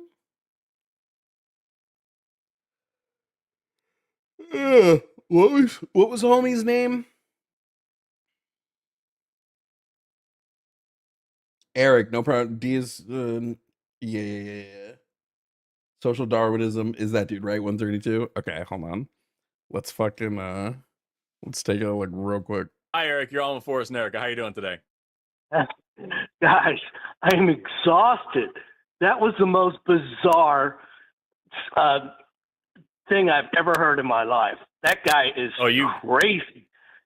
Brother, you gotta listen to this show more often. Yeah, we I get promise, one Eric. of those once or twice a week. I guess so, because honestly, this is the first time I'm new to your show. Yeah, this is the call. So yeah.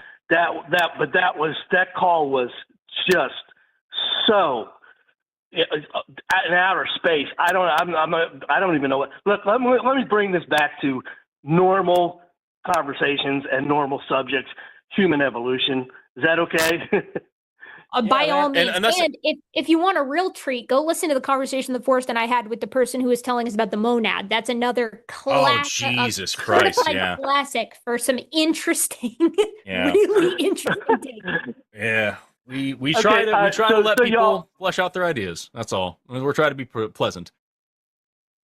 Okay, so y'all, I'm a right-winger, hardcore Republican, MAGA, far-right Trump supporter, but I am not at all religious conservative. I'm a social Darwinist, a libertarian, and I think both of y'all have this assumption that people on the right are Christian conservatives and all Bible thumpers and Bible believers, and that is not the case. A lot of us are Ayn Rand individualists. Okay, go ahead. Yeah, I don't think they're all that. When does he start I think snapping, that guys? Dangerous. Someone tell me, give me a timestamp of when he starts going off. Majority of them are that, and to be frank with you, I'm not trying to cast underhanded comments here. I'm just being direct with you about it. Separating yourself from them by saying that you're a social Darwinist and you're a big fan of Ayn Rand doesn't do much for me in terms of separating you. It's just a different person that I would have an extreme problem with. Yeah, so okay. Yeah. That's fine. I want to hear your perspective here, Eric. I will say too, we have engaged with one another before. We engaged with one another when I was still on Twitter. We've talked in a couple of comment sections. You've mentioned me on your website a couple of times. So I am at least familiar with your perspective and where you're coming from, but I don't know that Forrest is, and I don't know that the audience is. No. So please give your perspective. And actually, Okay. I'm probably gonna pee really quick while he's filling you in. So I can trade do out that as soon as you get back. Yeah, have fun. I have probably the number one race realist site. It's called subspecies.com. I also have a human subspecies channel here at YouTube. And I'm one of these folks that believes we have Neanderthal DNA, we have Denisovan DNA, we have Australopithecine DNA, and we are not the same. We're not kumbaya. We're not we are the world. We're not the same species. We're different subspecies. And in the case of perhaps African pygmies and Australian aborigines, and a few others, the Hodstud down in southeast Africa. I don't have a lot of time, so we're gonna have to finish this later. But I mean, already, fuck, you already got me bricked up on this call. We'll probably finish that at a later date. What the fuck? Let me just take our next caller, and then we'll get to he starts screaming before Erica gets back. Well, okay, if it's that soon, hold on. Because we might be entirely different species. So from that perspective, I agree with everything y'all say on paleoanthropology, and I watch y'all religiously. But when it comes to categorization and human taxonomical classifications, I am totally on another planet from you guys. I think y'all are very woke and very politically correct, and you don't want to offend anybody, so you're in this mindset that a lot of African people close to the madness. that we're all the same. We're all the same species, and there's no human variation. Well, that would have worked. That did work before 2010, and your whole world came crushing down in 2010. So I'm going to get into our whole world came crashing down, because that's news to me that our world came crashing down. I hadn't heard. But before we get there, I just had a couple of quick questions. You talked about Neanderthal DNA and Denisovan DNA, and that's something I'm familiar with, like differences in DNA across, what we would call ethnic populations, or even, casually we would call racial populations. You also said Australopithecus DNA, which all humans would have, because hominins are descended from Australopithecines. I am ready for that. Ooh, boy, okay, great. am I ready for that. So that's fine. So I just want to make sure I want to understand that wasn't something you misspoke on. I knew you were going to say, there's no evidence of Australopithecine DNA in modern humans. There is. There absolutely is hard evidence. That's not what I said. That's not what I said at all. And it's weird that you went off on that heavy on it when I was just clarifying something. So I was saying that, like, all humans, like hominins, are descendant from Australopithecines, and so I would expect for all of us to have Australopithecus DNA. If you're saying that some ethnic groups have more than others, I would be interested in talking about that. I'm also particularly interested in, you used a couple of terms here. One of them, first I want to ask you about pronouns. And this is, you may think it's non sequitur, but while we're waiting for Eric to get back, I just want to make sure we're on the same page about a couple of things. You put on the call screen under pronouns, I'm not a liberal, and now we just have it listed as none here. Is there a particular reason for that? Because I hate woke. I hate political correctness.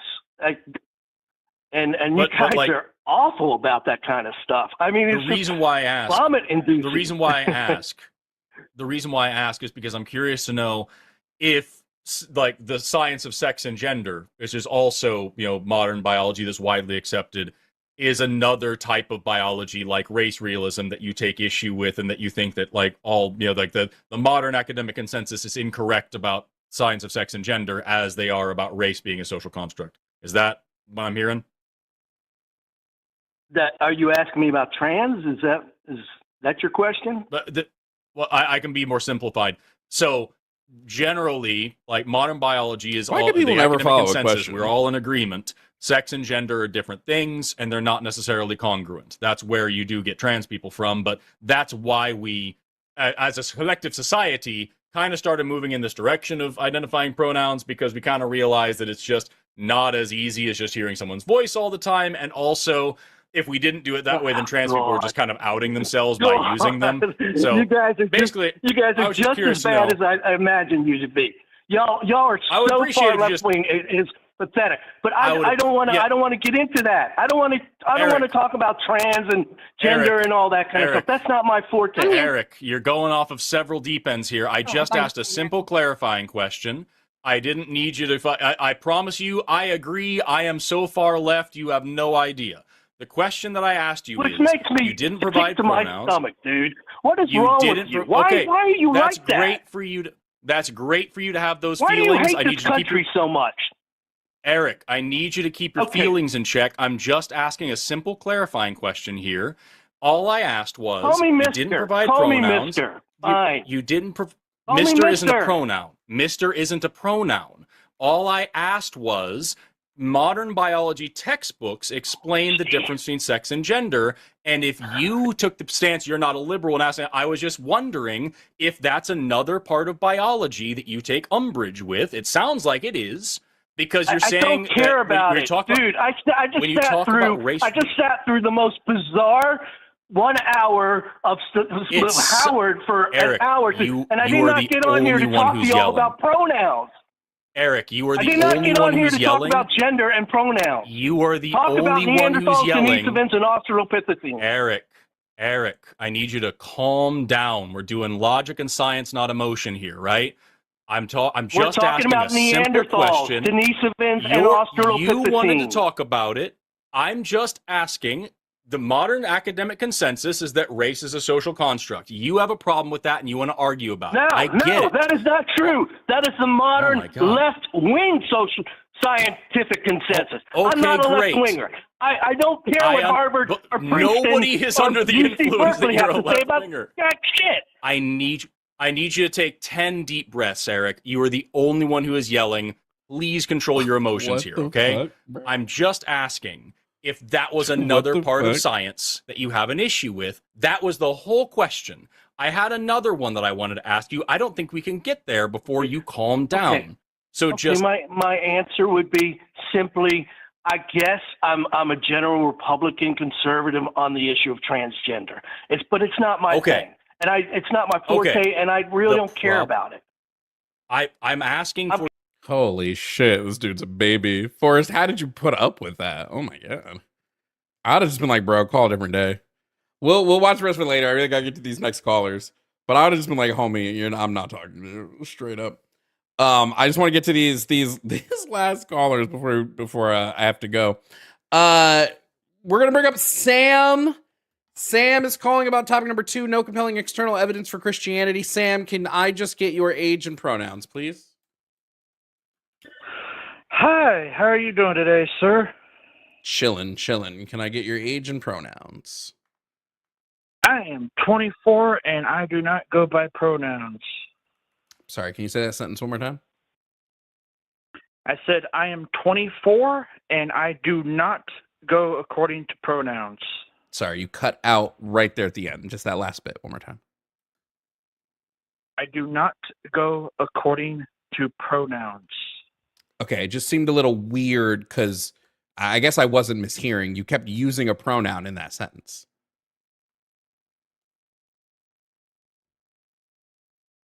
I didn't use a pronoun in that sentence. You just used another one. Here, you know what we'll do? You know what? I will accept that you don't use pronouns, right? I accept that fully. Okay. So from now on, I'm gonna roll with you on that. No pronouns coming from you, Sam. And if you use one, all that's going to happen... No, hold on. No, Sam, I want to respect you as a person. So if you use one, all that's going to happen is you're going to hear this sound. Did you hear that sound? No. Okay, hold on. Let me play it again. Tell me if you hear this. Did you hear that? Kinda. Barely. Okay, kinda. Kinda barely. Let me make sure. You know what? I know why you didn't hear it. Wait, let me just get it set up so that you do hear it. Give me 1 second. Because I forgot I can now mix and match dish. Bad Beetleborgs. We're going to do this and we're going to do this. Okay, hold on. Give me 1 second. You might not hear me for just like a split second on the call. 1 second. 1 second. This is gonna be this. Okay, can you still hear me? Yes. Okay, do you hear this now? Did you hear that? No, I didn't hear a thing. Okay, 1 second. Just gonna reload. All right. You are connected as the host. Welcome, host. You are now in the host room and can manage All your right. callers from the call-in studio web interface. All right, can you hear me now, Sam?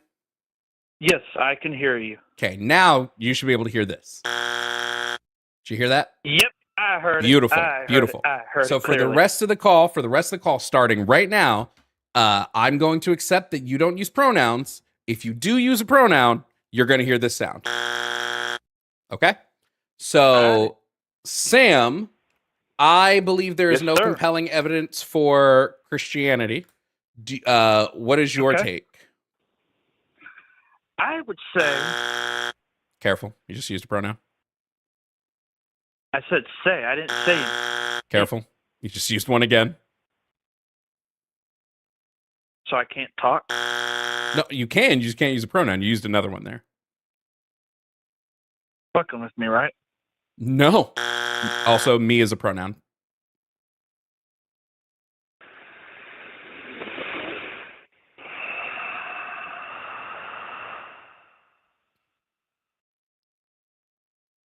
I'm trying to respect your beliefs. You don't use pronouns, and I told you whenever you used one, you'd hear a buzzer. Do you want me to give you a pronoun? Careful, that was 2 pronouns there, you and me. So those were 2. I mean, if you use pronouns, we can stop the whole charade, but you said you don't, and you keep using I'm a male.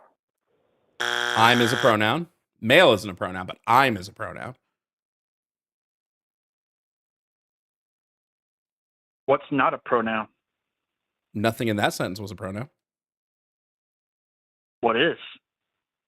What is, like, are you asking me what a pronoun is, like, from a grammar standpoint? What is your definition of a pronoun? It would be a word that's used in place of a noun. He? He is a pronoun, yeah. I'll go by he then. Oh, okay. Sam does have pronouns. He, him. Okay. Wonderful. I'll Hey, solve that Sam. problem. Yeah, see how simple it is when we just follow basic rules of grammar. Now, Sam, again, I think there is no compelling external evidence for Christianity. Do you have said evidence? Yes. Great. What's the evidence? Morals. What does that mean? Well, have you read the Bible? Yes, cover to cover. Okay, so then you know what Leviticus 19 and 18 says. Sure. Talking What about chapters. What about it? So, I guess I need to explain myself. All right. So I have before me the literal book, Leviticus 19, verse 11. Do not steal. Do not lie. Do not deceive others. We've had these laws since what? What about it? 1609. How long have we had laws on stealing? Yeah, we've had laws on stealing for ages. Yeah, we had laws on stealing before Leviticus was written. Yeah. So my question to you is, how is God? I guess my real question is, how is there no evidence? Well, evidence for like Christianity as a religion? Debatable. But as if I'm going to give you evidence for Christianity, if I really had to give evidence for Christianity, I would say Christianity has much superior morals than frickin' Muslims. I can compare that. How does morals prove to me that Christianity is true?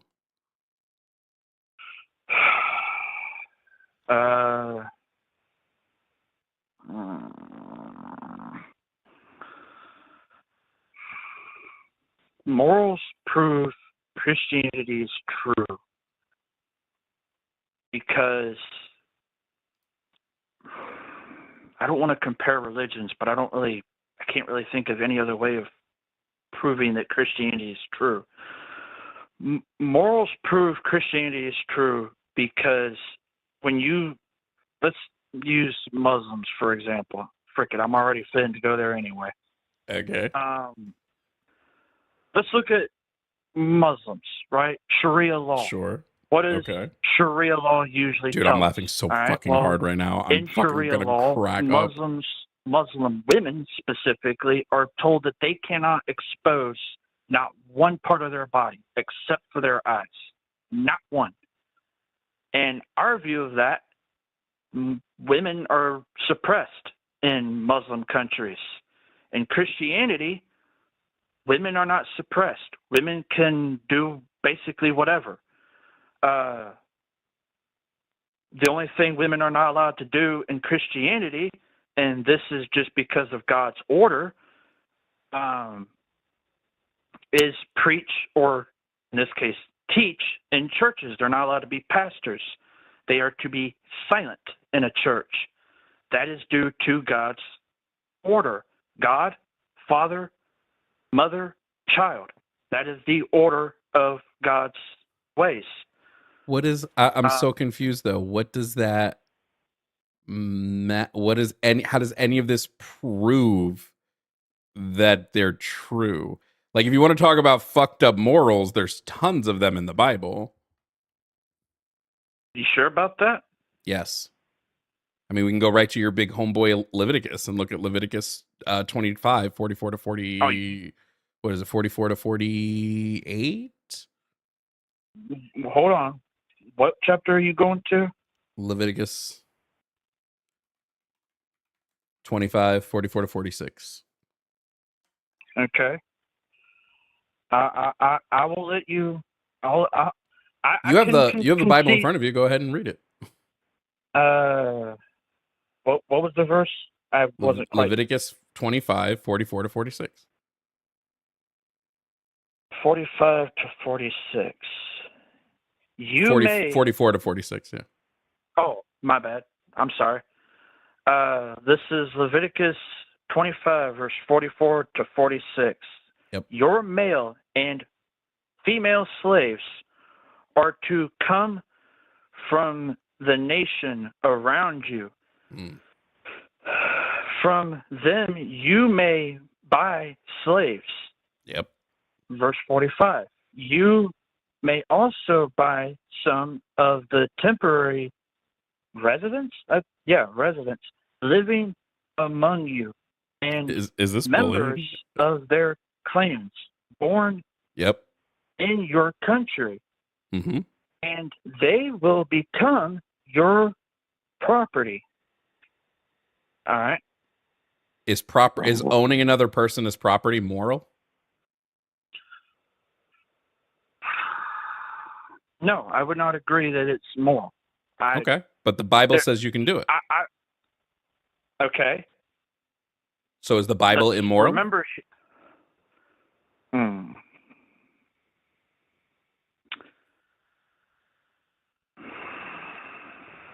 See, now that's where I run into a problem. Well, let's keep reading, though. Sure, keep reading, we can keep reading. I did not read all of 46 here. Mm-hmm. Context is important here. Okay. You can bequeath them to your children as inheritance, property, and can make them slaves for life. Yep. But you must not rule over them. Your fellow Israelites ruthlessly? Ruthlessly, yes. Okay. Yeah. So, again, it says you cannot rule over them. You cannot rule over your fellow Israelites ruthlessly. You can rule ruthlessly over the people that come from the other nations. Because remember, 44 talks about getting male and female slaves from other nations. Yes. Those wouldn't be Israelites. But now, so I ask you, sure. So the passage that we read from is titled in the NIV, from where I'm reading, the year of Jubilee. I just want to point that out to you. Why am I pointing that out, you might ask? Where in all of that passage does it say God said to Moses that they had to do this? At the very start of Leviticus. Like the very first chapter of Leviticus. Okay. The Lord called Might to I Moses ask? and spoke to him from the tent of meeting. Leviticus is Moses recounting the rules God gave to him on Mount Sinai. Yeah. I will also remind you, and I don't want to make it sound like I'm preaching to you because I'm really not trying to. So forgive me if I sound like I'm preaching to you. Remind you that when we exit Leviticus, when we get out of the Old Testament into the New Testament where Jesus is at, we're told in Galatians and in Romans that we're not under these laws, that we're not justified by these actually, laws. Jesus says that he did not come to abolish the old laws. He said the Yeah. old laws from the old prophets still stand. Okay. You bring up a valid point there, but might I remind you of what Paul wrote, led by the Holy Spirit? Now see, hold up, wait a minute. Sure, what did Paul write? Paul wrote in Galatians and in Romans. I can even turn to it for you. Because, I mean, if we're going to talk about morals, we cannot forget, because technically what I'm calling morals is actually called laws in the Old Testament. Just, I want to point that out there. So let's go to Romans chapter 6. Sure. Verse, because I'm going to be honest with you, and I want to be blatantly honest and upfront with you. I am coming out of what would technically be considered laws in the Bible, and I'm trying to take laws and call them morals. Well, And the laws of God are the moral laws we are to live by. So calling laws morals is fine because it's the moral laws that we're all supposed to live by. Yes. So that's what I'm saying. You've told me here that owning slaves, owning another person's property is immoral, but God doesn't agree. God says, actually, you can do that. Yes. So I will apologize if at any point during this conversation I sound like I'm contradicting myself, because I don't want to be one of those people that contradict themselves, because if you've ever debated a Muslim, they contradict themselves constantly, almost every day. Well, so you don't think it's contradictory, though, to say that, like, it's immoral to own slaves, and then the Bible tells us that it's not? You don't think that's, like, a really big contradiction? I'm always told that there is no contradictions in the Bible. Well, you've pointed one out to me, which is Okay. It's wrong to own slaves, but the Bible says it's not. Isn't that a glaring contradiction? I would have to do more research into that. I can concede to the fact that I would have to do more research into that. Okay. What about here? I'll give you another verse to pull up really quickly. What book Where are is you going it? into? Hold on, I'm gonna pull it right now. Because I don't have a laptop or anything. I'm coming straight out of a paperback book. Yeah, we're reading the same translation, the NIV, so it's fine. What about Exodus 21, 20 through 21? I want to know if you think that's now Exodus again, rules that Moses is giving to the Hebrew people after freeing them. Like he's like, hey guys, here are the rules for our new society. That's what Exodus is. He's like, this is what God told us he wants us to do. So what do you think of Exodus 21, 20 through 21? Is that God telling us something moral? 20 through 21, right? Yep. Okay. Anyone who beats male or female slaves with a rod must be punished if the slave dies as a direct result. Mm-hmm. Just on that first verse, without reading verse 21, I would agree that if anyone, male or female, is beaten by a rod for dying as a result of being a slave, which I'm assuming that's what they're trying to say, is that they died as a result of being a slave. If anyone dies from or is punished in that manner or beaten, yeah, the one who laid down that punishment or laid down that beating should be punished. Okay. I feel that it's fair. Now do the next one. But they are not to be punished if the slave recovers after a day or two, since the slave is their property. Do you think it's immoral to beat a person within an inch of their life? I hate to do this to you, brother, and this might sound like a contradiction, but then I have to ask you a question.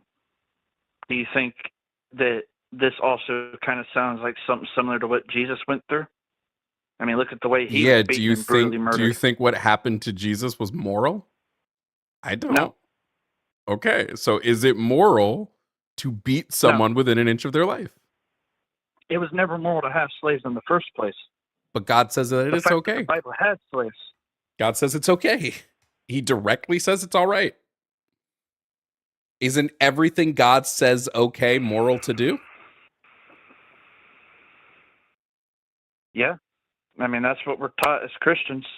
So then here we have a contradiction on Christianity. Either everything God says is moral, or we recognize that some of the things that God tells us that are moral weren't actually moral. Okay. I'll concede. So I obviously will admit I didn't come into this with a clear head. Obviously, I was coming into this because originally, and I don't want to try to change subjects here because I want to stick to the topic, right? Mm-hmm. Originally, I was going to tell you when I first got into this that Christianity has got some contradictions in it. There are some things that Christianity as a whole, in my opinion, even as a religion, has got things seriously fucked up. There was something that Christianity backed up, like as a religion. There was something, the Salem witch trials. Well, the Salem witch trials. That was Protestants that did that. What was it? The Crusades. That was all Christianity. Technically, the Nazis were running with Christianity in the Holocaust. I mean.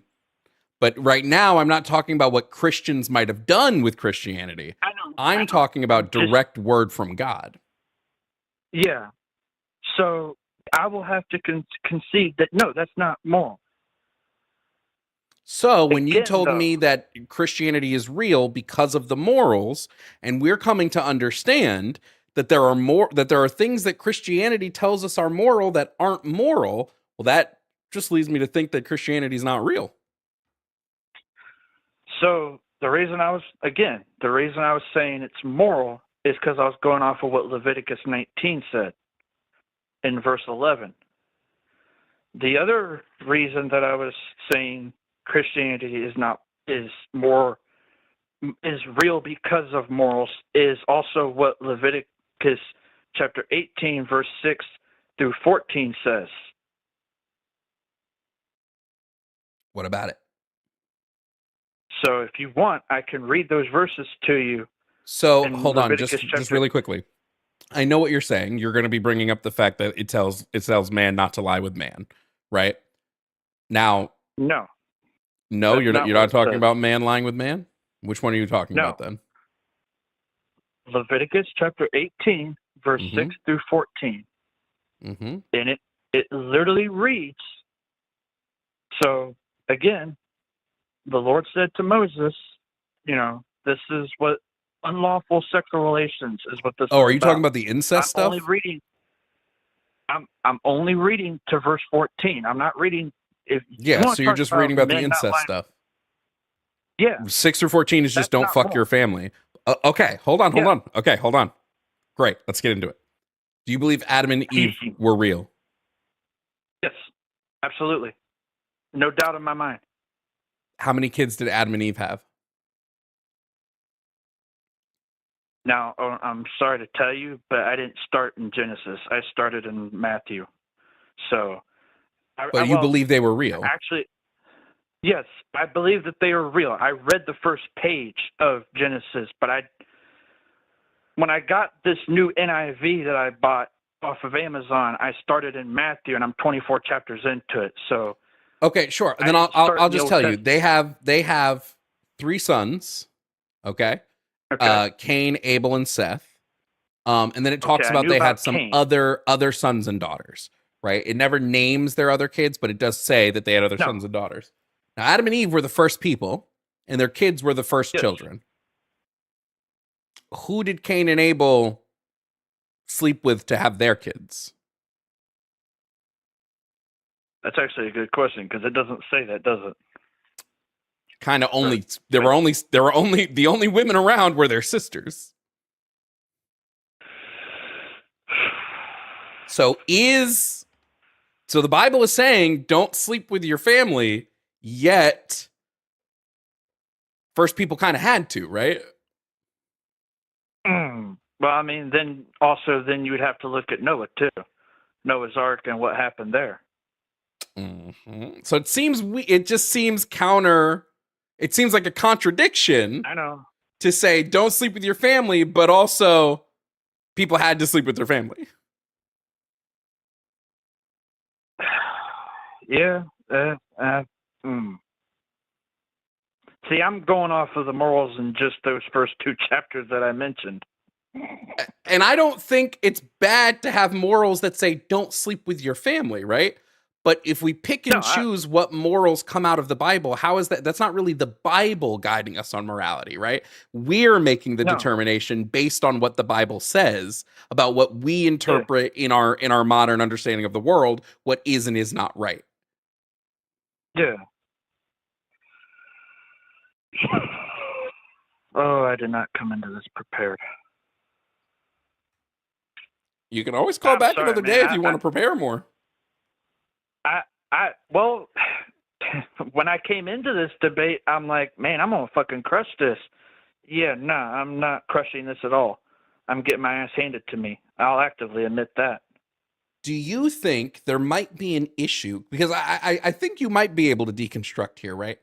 Do you, I don't think it's bad to say, hey, I like some of the morals in this book, and I like engaging with life in that way. But you don't need the book to do that, right? You don't even need Christianity to do that. If it's just about taking the morals from that, it's just about creating a moral code and surrounding that moral code by anything really. But I think it's saying that the way that I engage in morality is just by whatever God tells me. Well, that puts us into a lot of hairy situations, like when God tells people to kill their children, or when God tells people that to go and slaughter entire races off the face of the earth, right? I think if we just want to lead with hey, maybe we're just nice to people, that's a little different, but that's not Christianity. So I do have to hold you to something that you said there. Sure. Because as a person, I don't call myself a Christian, but I did come on here defending Christianity, which I kind of hate myself. I'm not going to lie, I kind of fucking kicking myself in the ass for that. I'm not even gonna lie. But you said something about killing kids. Yep. That you brought me to a story, and I don't remember what verse it is or what chapter it is. I think it was Noah. I think it was his kid. He was told to sacrifice his child. And in that story, God actually tells him stop. So you're talking about Abraham. Abraham was told to kill. I thought it was Noah. My bad. But Abraham is just one of the many people who God has commanded. Now, I would say just trying to kill your kid is wrong.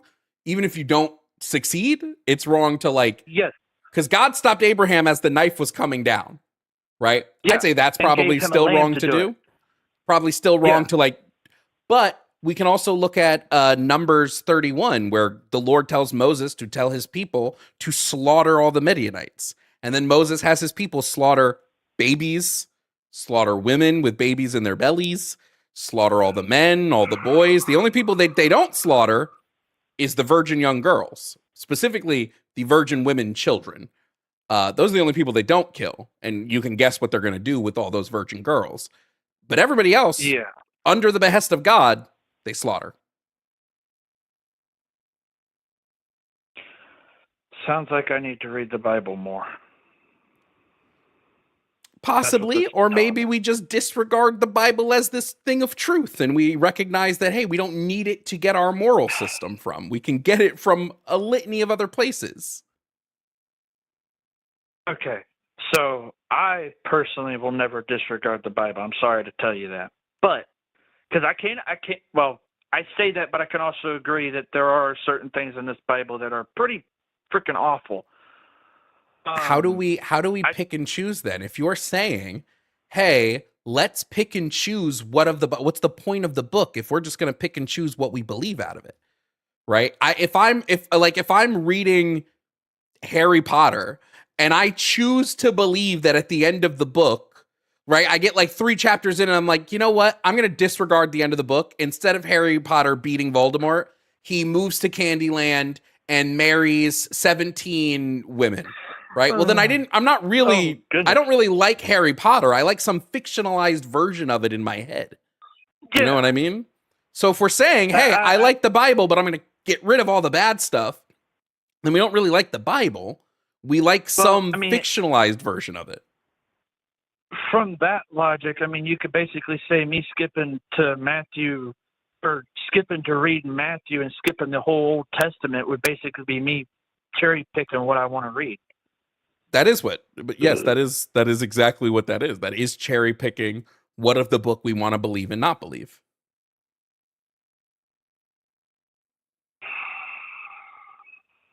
I say throw the whole thing out and let's just use something else as our basis for our moral grounding. I think most humans have just evolutionarily evolved some level of like empathy, and that's just a better way for us to guide ourselves morally.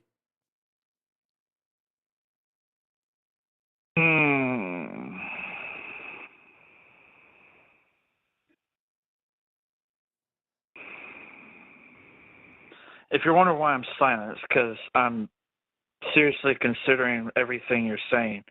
Because you bring up valid points. You know, like I can't just blatantly ignore what you're saying and just be like, oh, well, the Bible has perfect morals and not consider what you're saying. You know, when it comes to a debate, both parties have to equally consider what each other is saying.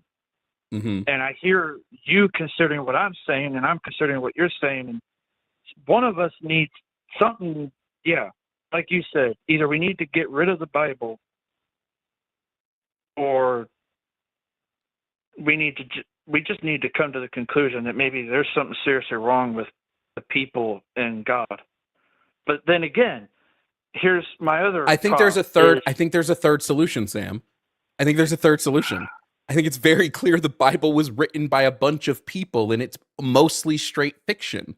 So using it as a foundational belief in our worldviews, I think is flawed. I'd say the same thing if somebody came up to me and was like, yeah, I base my entire moral system off of The Lion, the Witch, and the Wardrobe. And I think the Chronicles of Narnia were 100% true. I'd be like, well, we know that's not true.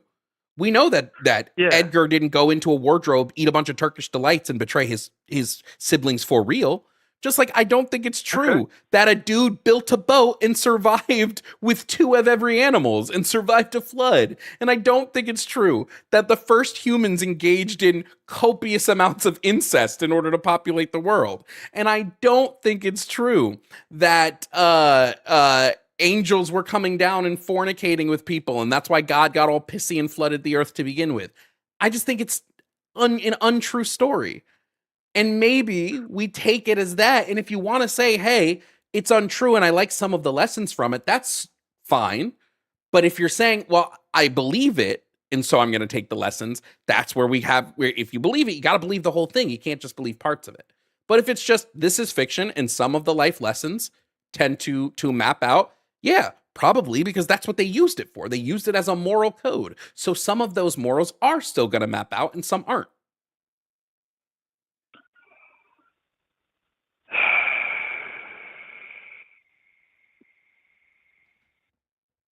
All right. Well, I'm going to have to do more Bible reading and more understanding of what I'm trying. I guess I just need to seriously consider everything that has been brought up. And I really just ain't got much I can fight back with you on. All right, well, Sam, I hope you you do some deconstruction, and if you want to call in another time, feel free. All I can say is I love you, man, as a friend of a friend. But other than that, I'm going to continue believing in God because I'm not going to forsake the faith. But I do need to seriously consider everything you've brought up and everything I've brought up. All right, Sam, no problem. You have a good day, sir. You too. Hey, yo, you hit that no homo at the end. That was great.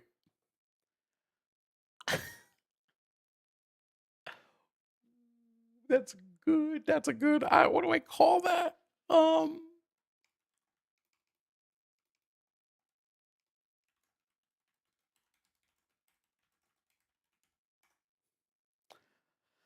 Yeah. All right. We got like 2 more calls. Lisa is learning. Thank you so much for the raid, Lisa. Welcome in, Raiders. We're debating. We got a couple more calls to get through. Hope y'all are doing good on that raid. Before I move on, Megan, thank you for the Venmo for my birthday. Thank you so much. And Amanda, thank you for the Venmo. So love your face. Keep cooking, my commie friend. Oh, for sure. Oh, we're B-Day twins, Megan. Hey, W on being B-Day twins. Happy early birthday to me. My birthday is tomorrow, for those of you wondering.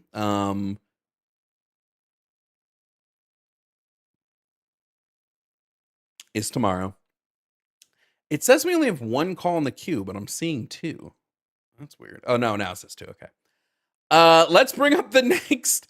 We're gonna do the next call is Ryan. Ryan is coming up to chat about trans men and women. Ryan, if you can hear me, please provide me with your age. Sorry, let me do that again. Next up is Ryan. Ryan is calling about topic number 1, trans men and women are men and women. Ryan, if you can hear me, please provide me with your age. Oh, wait. Ryan, we've talked before. Yes, we have. Talked like last week, didn't we? I feel like maybe 2 weeks ago. I think I missed your last one last week. Okay. Ryan, is there, I mean, I feel like we mostly talked about this same sort of topic last week. Ryan, what did you want to talk about trans men and women being men and women? Well, I feel like we didn't get very far in our last conversation. There's still quite a bit to delve into on this subject. I would say generally, which once again, going back, looking at what I said, looking at what you said, and just kind of dwelling a little more on both of those topics. Well, let me. I do have something. I want to ask you. You say that sexuality is a binary, and you can't appeal outside of that binary. What is the binary for sexuality? I'm not gonna lie. That short description was kind of just nothing. I was trying to cram everything into a short little thing, but I would say a binary sexuality is just the mass identification of male versus female. Okay, and can you just tell me what a male is and what a female is? There's always going to be an argument of outliers with that, and it's obviously a cacophony of multiple identifiers. But again, okay, so then just really quickly. So then you would recognize that sex is not a binary then, because it has outliers. I would say we operate with sex as in a binary. Okay, so it's like, again, if there is a... But can you recognize that would be an incorrect way to operate? Because a binary expressly means 2. And if there are any outliers, then it can't be 2. Well, outliers as in every single identifier is not identical. Okay, so you can still operate within a binary if majority of identifiers are, like 95% of identifiers line up. You still fall in with 1 or 2 categories. As we operate with everything on planet Earth, there's not really necessarily ever a perfect binary of anything, but we can find a dichotomy in almost every aspect of life. doesn't mean we wouldn't still identify that as a binary. We would still operate with the 99.999% majority of situations. And we wouldn't create an extra category if there was one singular flaw that fell outside of that category. So the way that we view sex, like from a biological perspective, isn't binary anymore. We look at it as a bimodal distribution. So we're looking at it as here are two ends of an extreme. That would be male and female. And then there's like an infinite amount of expressions in between those two ends of an extreme. So we just don't view sex as a binary much anymore. Expression of sex, which is what? Gender. No. When I'm just saying the expression, no. I don't mean expression as in like the way we express gender. I'm talking about literally the physical expressions of your sex traits. So that would be the phenotypic expression of sex traits. Sure. Okay. And what's the like top three main identifiers that falls in 99.99% of the two categories that we have lined up at the extremes? Well, we use five identifiers biologically to account for sex. It's internal and external genitalia. It is hormone production. It is let's see if I can remember it. It is chromosome distribution. It is, oh my God, I'm blanking on the final one. I think the final one's gonads. I think gonads, like your gamete production, is the final one. And so it would be the way we view sex is we view sex on a or the way we categorize sex. We look at those five things, and whatever you tend to have the most of is where we put the category. Okay, and that is, I think, identically to what I just said. Is anyone outside of that category in sex? I wasn't claiming that you were wrong on that. Okay, that's fine. I completely agree with that. Again, I'm not saying like there's a perfect binary. You know, obviously we're biological organisms. There's variety in everything that we have, but there is extremely easily identifiable two sides to the coin, you know, and for like sake of all conversation, science, everything that's ever existed, like you would never bring up the extreme exception equally as it is the mass identified two things that exist, you know. That is a man. Well, so it depends on what we're talking about here. That doesn't make that. Wait, Ryan, it fully depends on what we're talking about. If I'm creating category distinctions, right, then yeah, I would absolutely look at the outliers and how those outliers fit in my category descriptions. So if I'm saying, hey, here's a category I have, and that category is woman, then I would say, okay, well, because this category is exclusionary, meaning I'm separating some people in the category and some people out of the category, then I need a trait that is also exclusionary. And if I can't have that trait, if I don't have a trait that's 100% exclusionary, then I can't have a category that's 100% exclusionary. And if the category is not exclusionary, then there's nothing stopping anybody from accessing the category. So if I were to say, well, woman is an exclusionary category, and in order to be a woman, you must be a female, well, then there must be a trait that makes you female. And then what is that trait? And unless that trait has zero exceptions, my category breaks. Gender. Is this saying like in sex identification, or like are you saying the category of male, female gender? Am I saying the category of male, female gender? No. If I'm saying if you are basing gender around sex, if you're saying in order to be a woman, you must be female, well, that means the necessary condition must come from female, not from being a woman. I would say like, which also, please, when you say gender, can you define like the prerequisites of what gender actually is for you? How are you using the term gender, I guess, is a better question. Oh, like how do I define gender? I would define gender as let me just give you like a full definition. The characteristics of women, men, girls, and boys that are socially constructed. This includes norms, behaviors, and roles associated with being women, men, girls, or boys, as well as the relationships with each other. I struggle to see how the relation. I guess I mean it would be in. But again, like, is that saying women, men, boys, and girls? That's still kind of operating in a binary. Again, I know we discussed the binary thing, but just for like sake of brevity of conversation, the binary of. Well, let me just clarify. When I give a definition of gender, it's from my sheer like Western frame of reference, right? I wouldn't give the same definition of gender when I include like man, woman, girls, and boys if I'm defining gender in like most indigenous tribes, because for them, they have other categories. They have like two-spirit, which is a whole nother gender category. So I wouldn't define gender in that same way.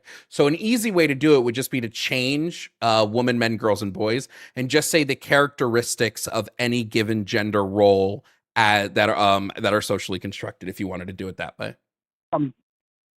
With me exploring, again, like, I'm willing to admit, like, that gender can exist. Like, the way that I view it is, like, gender is an expression of, like, that axiomatic male or female. So it doesn't have to, I'm not saying that you have to fit into a category to have an expression of one gender. I think it's perfectly fine. You know, there's, of course, more manly women and more feminine men, you know, so we identify, like, feminine traits and manly traits. That doesn't have to align with the sex. That's perfectly fine. My entire point of like getting into this is that like gender expression, like the idea that you want to express the gender opposite of sex, which also I will ask you to like define trans, but as far as I have looked into absolutely everything, it appears to be the, I'm going to say desire, which I know you're going to disagree with, but desire to express gender opposite representative of your assigned sex. Do you have a problem with that definition? I don't. I wouldn't be 100% on that. I just would say if like to define trans as just an individual whose gender identity does not align with the sex they were assigned at birth. It's sure, just it's just a misalignment. I don't. The entire thing is like we're operating in a way, like if you were say that like to get gender dysphoria, you would have to understand and cross compare yourself with other people who have the typical expressions of the sex that you're assigned as. To not affiliate with that typical expression, that comparison would have to come from, well, what do I actually feel I express more? Of course, there's an argument of what's the middle ground. What do you call that? Well, no, because you're going too far into it. Because like at the start of most people's understanding of their having gender dysphoria, it's not even about aligning with something else. It's just the misalignment with the sex. The alignment with something else how do you can come later. What would you be aligning towards, and what is the typical alignment towards? You know, if we don't know yet, we wouldn't know. You know, I mean, let's look. You can misalign with something like without having to align with something else. You would just know that I thing I don't like. I don't match up with this specific thing without having the frame of reference of what else would I match up with. But I would say gender dysphoria wouldn't be like specific. It would be like a entire category. Well, gender dysphoria is different, right? Gender dysphoria is different than being trans. Gender dysphoria is just the stress that is brought about by the misalignment. It's a typical symptom. You can have gender dysphoria without being trans. I absolutely understand. It's you know, what I would say, woman not having large breasts. You know, that's a fine example of gender dysphoria. A man having, you know, tits from being overweight. You know, you're not aligning perfectly with like what the typical expression of manliness or you know, femininity is. I'm completely fine with that. My problem, and it is really where our conversation went last time, in order for someone to like, essentially how this always boils down to, every argument I have with your commenters in the comment section where you hit me with last time, is like you're trying to deny the identity of people being trans. To me, it's completely impossible to ever actually identify people to be trans in the first place. You know, if we're operating in gender norms, and that's how you would even distinguish someone as being trans or desiring to be trans or having, you know, gender dysphoria, which would be the negative side. You have to operate, and you have to look at that by socially constructed norms, not biological norms, but socially constructed norms that an individual is participating in. You know, there's a reality that if society could have progressed in a way where men and women have the exact same gender expression, that is a complete possibility. It is just how the expression of what our roles are, which I would also argue is socially constructed. If we have a society where there's no difference between gender expressions, then trans people wouldn't exist because you wouldn't ever identify someone as trans. No. Hold on. You could still. So this is one. It's making a claim about a world that doesn't exist, right? So like, sure. If we had a hold on, Ryan, but hold on. If there was a hold on, Ryan, hold on. If we were to say, hey, here's a society in which there's no difference in gender expression between the sexes, and there's never been that difference, then you probably wouldn't have trans men and women. However, you would still have people that are incongruent because they have a mismatch between their brain and their phenotypic sexual expression. That would still exist. You're not giving me a society where penises and vaginas don't exist, or where the phenotypic traits of sex don't exist. What do you mean? They would just be incongruent based on the biology. So this is the argument claiming that where is the biological evidence that a trans person exists absent of a socially constructed gender normative system? Ryan, why do we need that? If gender is a social construct, Ryan, if gender is a social construct, why would I ever be worried about whether people would exist outside of the social construct?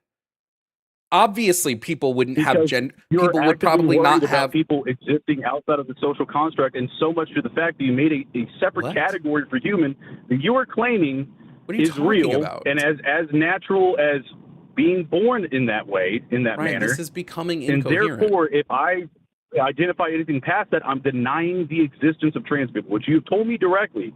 Yes, Ryan, this is getting incoherent. So, of course, the existence I don't think you came here with a more concrete argument here. Like, no, Ryan, if society collapsed tomorrow, my money would lose value and it would be worthless. That doesn't mean that it didn't at one point have worth. And that if we were back in a society in which it was used, that it has worth again. Like, so what if I'm not arguing that Ryan, our brains are literally wired to do social things. So why would I argue about what would exist if those social things weren't here? They are. I'm only going to argue about them as if it is. What's the point of arguing about oughts? Okay. Again, my entire point is, if gender is socially constructed, people existing outside of said gender expression is also socially constructed. Trans is a socially constructed concept. Yes. It's nothing that is natural. It's nothing that exists, quote unquote, in the manner that everyone what do you mean says natural? that it exists. Like we do it, so therefore it's natural. We are creatures in nature, so therefore if we do it, it's natural in some way. So it is natural for us to create gender categories. That's something natural that we naturally do. Are people born trans? Are born with like a predisposition to being trans? How? But like we don't have even remotely. What do you mean? That's the same way that we're born with a predisposition to be straight or gay. I was born with a predisposition to be straight. If gender norms are. Do you know what neuroplasticity is, Ryan? Do you know what neuroplasticity is? I absolutely know what neuroplasticity is. So then why are you asking me? So then why are you asking me? How is that possible if you have an understanding of the concept of neuroplasticity? How is a learned post-birth, literally in society, learned trait possible to be born with? I mean, I do understand but again, this entire argument against like predisposed things is it's impossible to distinguish if someone is born or is not born, because I mean, even if you come out of the womb as a 1 second-year-old, like you have an immediate reference in society, male, female, mom, dad, X, Y, and Z. Like there's no way to abstract what is nature versus nature at that point. You can never make the claim that someone actually is born this, and it's actually, I would say, much more logically congruent. Ryan, I don't think you understood our last conversation at all. And I don't understand the misconflation of these things. When I say you're born with a predisposition to be trans, what that means is you'd be born with a predisposition to have a gender identity opposite of what your sex assigned at birth is. Like, you're just born with that predisposition. That doesn't mean you're going to be a trans woman or a trans man. Right? You could still be a litany of other things. You could be gender nonconforming. You could be non-binary. You could be a whole bunch of other things, right? But what I'm saying is when you're predisposed to have an internal sense of gender identity that is going to not align with what your sex is, and that internal sense of gender identity is going to. And when I say gender identity, all that I mean by that, like how I define gender identity, is the same way it's defined in neuroscience, which is just your subjective perception of your sex and the way that sex is oriented in your body. So you have a subjective perception of your sex, and that might not align with what your sex actually is. And this would mean that because of this. How is it possible to be born that way? And I just explained it to you. How do you have a perception of your? Okay, again, perception is what you're saying. The main word you're saying is perception of your own sex. That's impossible to be an inherent trait. That is something that is a literal observational trait. I never said it was an inherited trait, Ryan. Okay, I said inherent trait first and foremost, which would imply that you are born predisposed that way. Inherent trait. Yeah, it's not hard to be predisposed to these. Again, you said you know what neuroplasticity is. So why is it weird to you to understand the concept? Explain gender expression predisposition, because maybe that's where my disconnect is. I'm not talking about how you express your gender. How you express your gender, you're not predisposed to how you express your gender. Okay. Maybe I'm filling in gender expression with the perception of what your gender is versus your biological sex. That is what would lead to the causation of you desiring to express yourself of a different gender. So again, you're making the claim that say if I was born this way, my mind inherently from birth is going to go, I'm obviously male biologically. I'm predisposed to say I'm not male. Why is the conclusion? No, not a single. No, that's not what happens. First of all, no trans person is like a trans person who is male and who's undergone no treatments whatsoever is not going to sit here and say I'm not male. They know that they're male. What are they going to say? Their brain just has a misalignment with what their sex is. Their brain does not align with their body in terms of sex. The sex of their brain is different from the sex of their body. Sex brain to me. Explain sex brain to me. Again, that's where the main disconnect is. Ryan, what do you mean? You're asking me to give you an entire rundown of just how the brain identifies itself? I would imagine if this is like the core idea.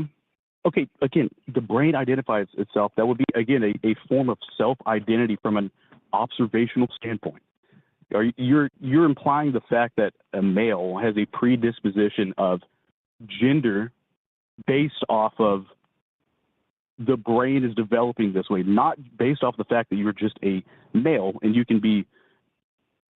brain can be malleable and shifted in any direction of expression. What you're saying is that gender and sex are something that exists purely in the mind, predisposed. Obviously, sex does. But gender is something that exists predisposed in the mind. Gender is a psychosocial concept. It exists in both your brain and we literally. What do you think me bringing up neuroplasticity was for? Well, again, okay, please explain that, because maybe that's where my main disconnect is. I mean, what do you know neuroplasticity to be? Honestly, I was thinking more of it was like the malleable side of the mind. Whereas neuroplasticity basically just says that like social things can literally rewire our brains. And if you do this for enough of time over a long enough thing, those social things kind of get ingrained in inherited behaviors, right? There's a reason why humans sort of gravitate to social settings, right? This is one of the key arguments of neuroplasticity. Completely fine with that. I completely agree with that. What I brought up earlier was it is impossible to deduce a distinction. And let's talk about this topic. Expression. Gender norms. There's no there is no test sample that you could ever pull from of anyone existing out of society. So what? So what, Ryan? So what? That's a non-issue. It doesn't matter. I would say that is the highest highlight, that to say that you're not inherently born being trans. What, Ryan? No, it's because there's no evidence. Just like it's unprovable for me, it's unprovable for you. What do you mean? Ryan, are you born straight or are you born straight, Ryan? Or do you decide to be straight? It's neither.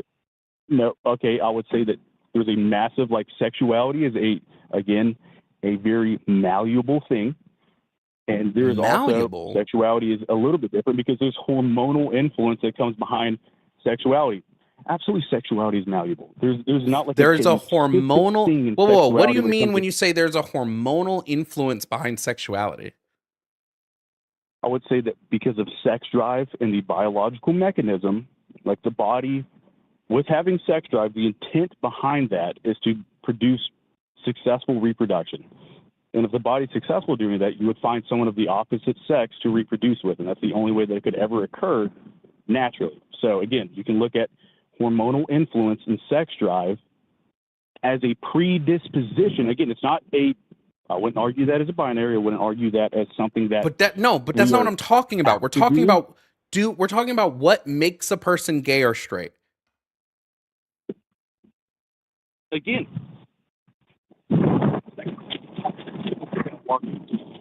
I can't hear a word you're saying, Ryan. Still can't hear a word you're saying.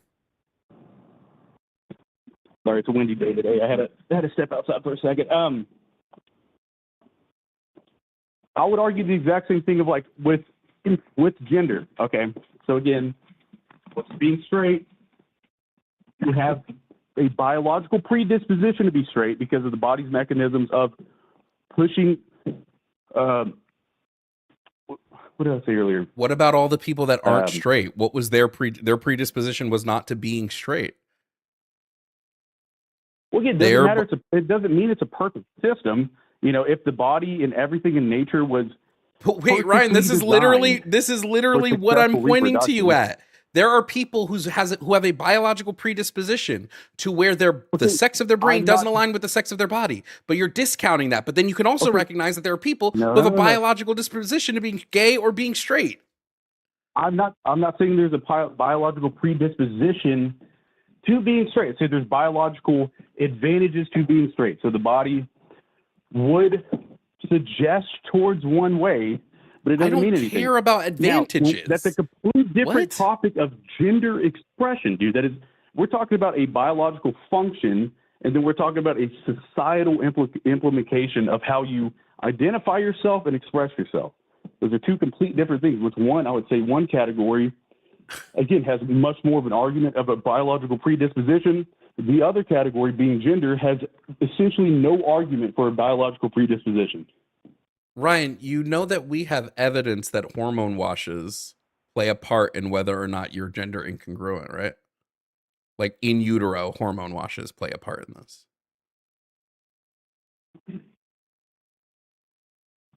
When does the individual express and understand their own gender? So we're just not going to acknowledge what I just said? Okay, we're just going to move past it. I'm literally about to disprove that entire thing. So are you saying that you're going to disprove the studies we have on hormone washes?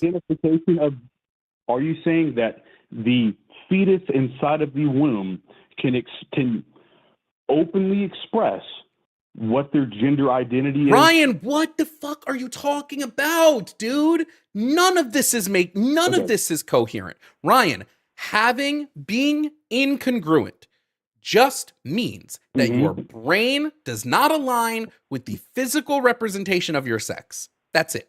Stop talking about gender expression. Stop talking about all of that. That's not what we're talking about. Just the simple fact that your brain does not identify itself with your sex.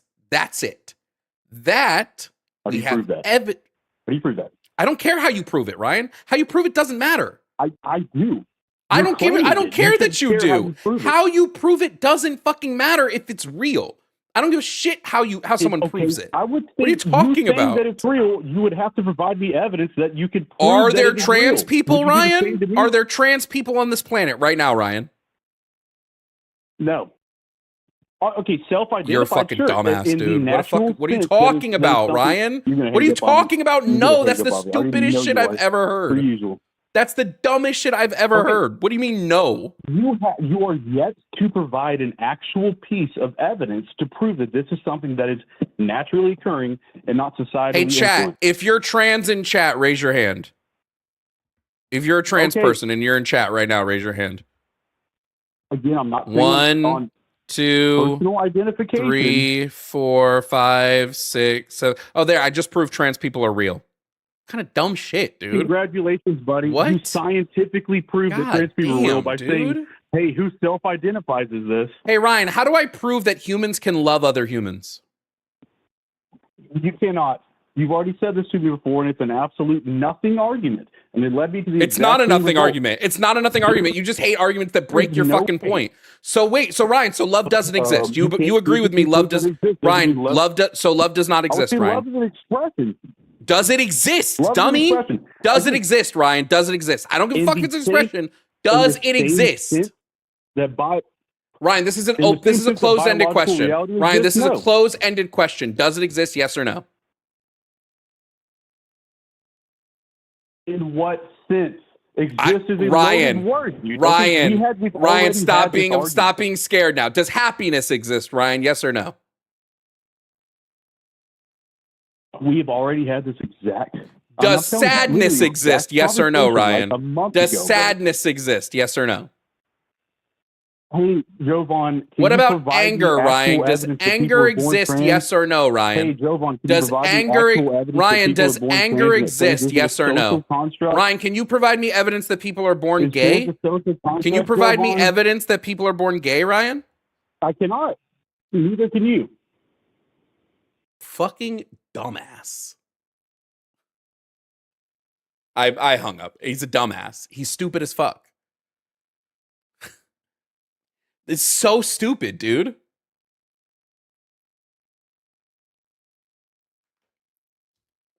Goodbye. It's such a dumb fucking argument. Well, because it's from ourselves, we can't prove it's real. Are you fucking dumb? Per Ryan, all emotions don't exist. And that's stupid.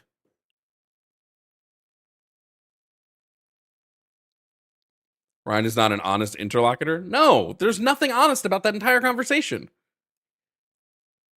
It's not real because I would have to take someone's word for it, so therefore it can't be real. I hate people that think that intangible things can't be real because it's really stupid. It's dumb.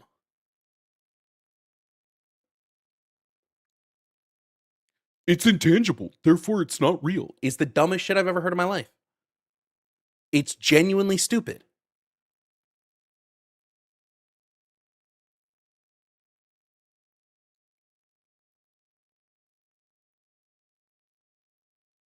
No, his argument wasn't even, I don't understand it. It's, I don't feel it, therefore it's not real. That's the argument. And it's really stupid.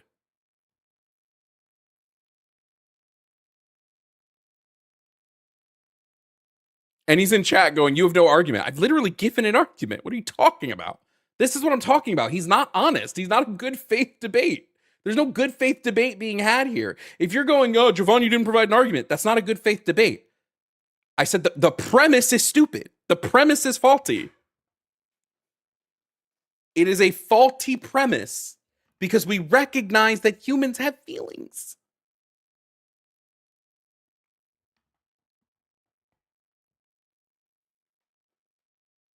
It's a fully faulty premise.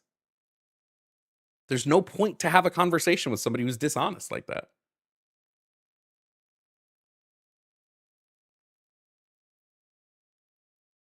Like, genuinely.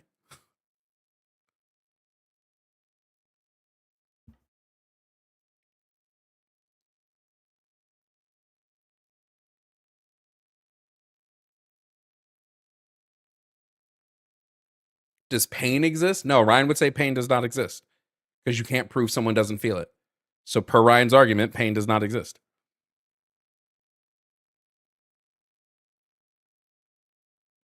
Per Ryan's argument, anything that you have to verbally express is not real. You have no proof for it. And it's just dumb. It's a dumb argument. And rife with just logical holes everywhere you look.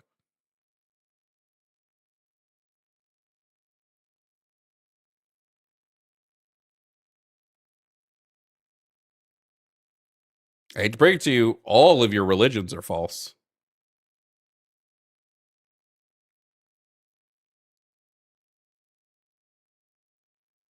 Now he's in here trying to hype up his failed YouTube channel. He's in YouTube chat trying to hype up his own failed YouTube channel. That's embarrassing.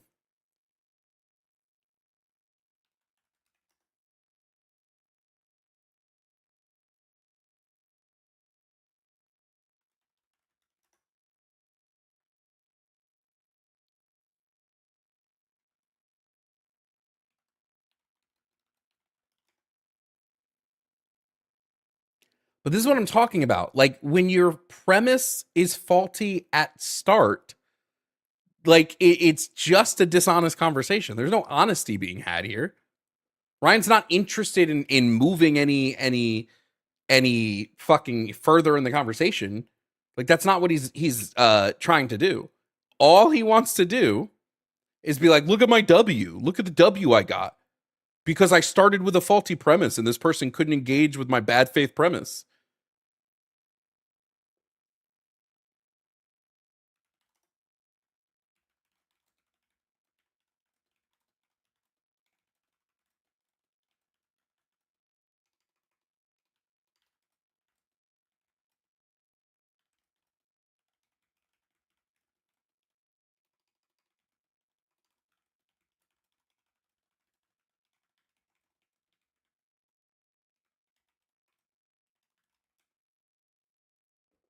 Anyway.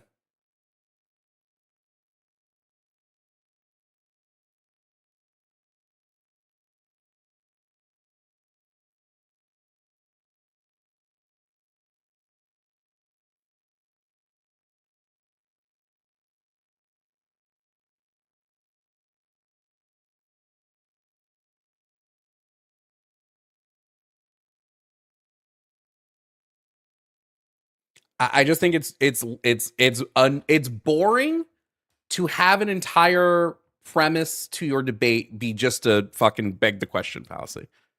Like, it's kind of boring, you know?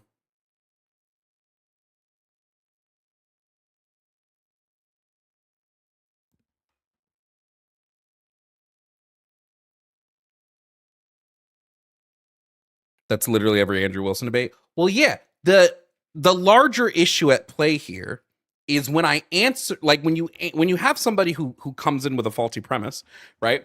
And so you're trying to engage in a faulty premise. It doesn't matter what answer you give them; it's not going to be sufficient because the premise is not sufficient, right? It's not a sufficient premise. Like, his claim is only biologically measurable categories are real. Untrue. Untrue in like every regard.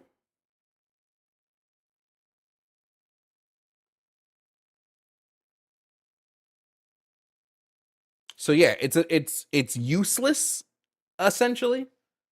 I just won't talk to Ryan again. Like, it's simple. Like, if you're gonna come in with a faulty premise, and he's already admitting that he's just gonna try to come back next week, I just won't talk to him again. It's real easy.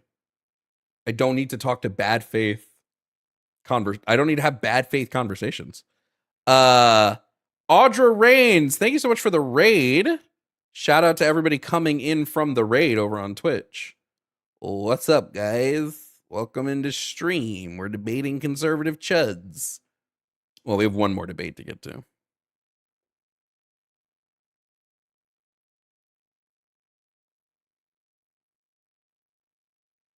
And you noticed it. The minute I had a question that destroys his argument, he went, well, you just asked me this last week, and this is used. Like, what? Yeah, because the question fundamentally breaks your argument. You can't prove someone loves someone, but you can't then discount love and go, well, love isn't real because I can't prove you love somebody else. Or love is simply a self-ID metric. Like, it's fucking ridiculous. Anyway.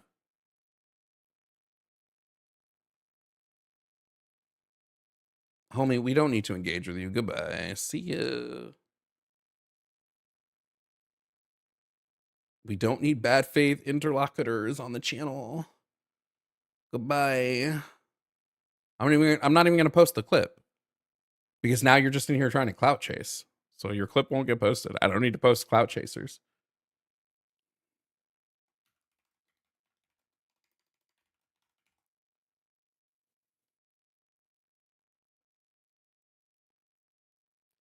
Anyway, we got another call. So we're going to get to that. Of course he was yapping in chat because that's what they do.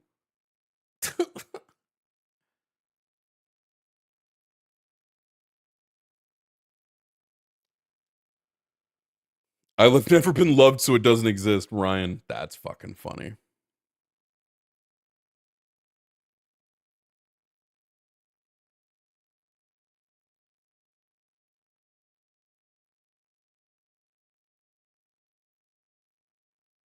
It's the brain in a vat to preclude self-reports, so you have access to knowledge you can't have. Well, what is it? It's also like a fucking it's just a false standard of evidence, right? Like our standard of evidence for a million things isn't prove it outside of like some self-ID metric, right? Like for instance, like diagnosing autism is like a behavioral thing, right? Diagnosing autism has nothing to do, there's no like genetic marker for most autistic people. They're not diagnosed because there's some gene that we can see that shows that they're autistic. It's a list of behaviors. So it's a diagnosis based on behaviors. We do this for a lot of shit. But based on Ryan's argument, no, that's fundamentally flawed. We actually can't diagnose based on behaviors. So all behavioral diagnoses are out the door because you can't prove it's real. Which again is really stupid. It also means he didn't learn anything new in a month. No, he had the same arguments as last time.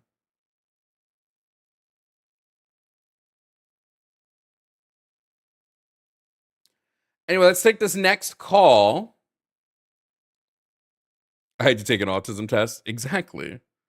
Because there is no autistic gene. There's no autism gene, you know?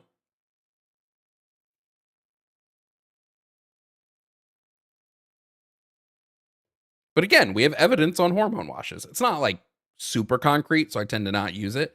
But we do have evidence on hormone washes in utero and being gender incongruent.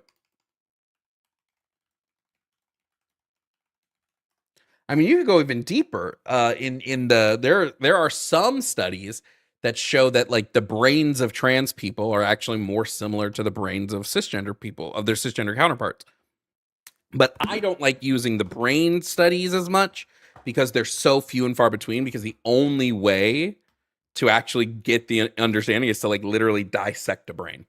It's something to do with like the white matter in the brain and this whole whatever. So like there's just no way to have these things, you know what I mean?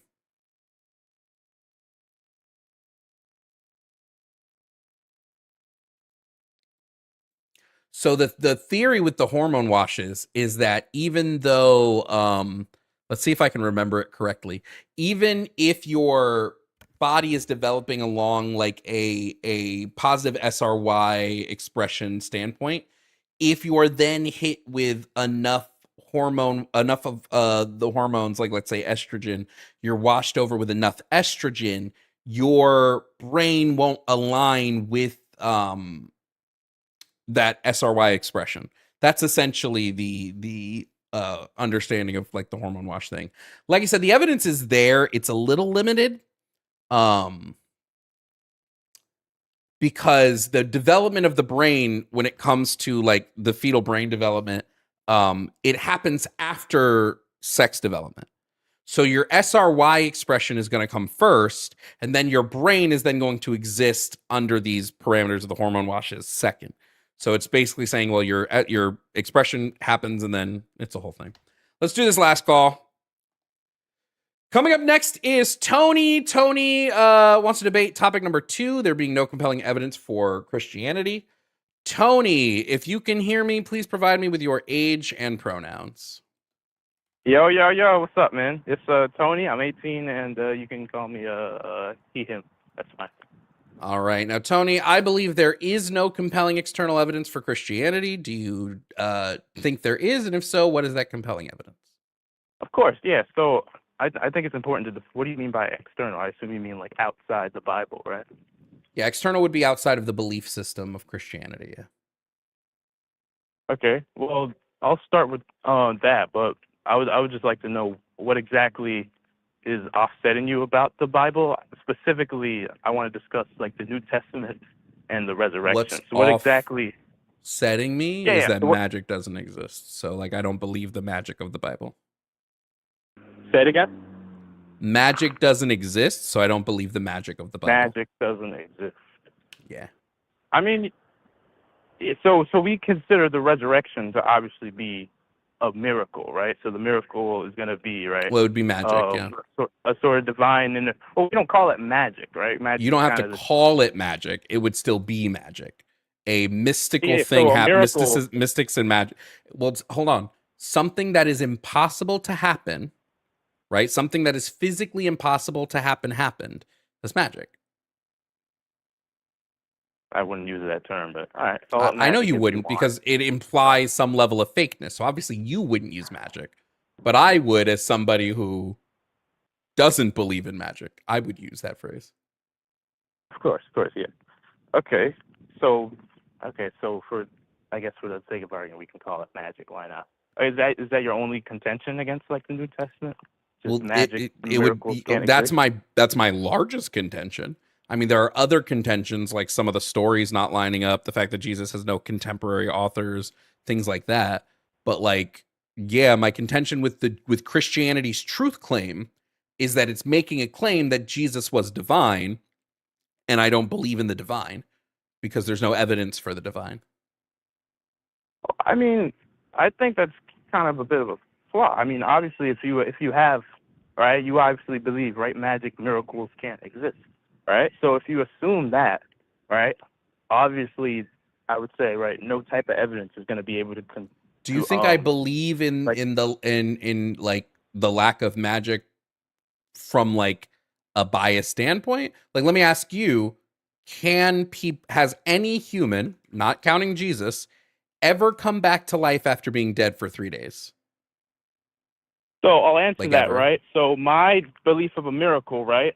I would consider miracles to be divine intervention, which coincides with the existence of God, a higher power.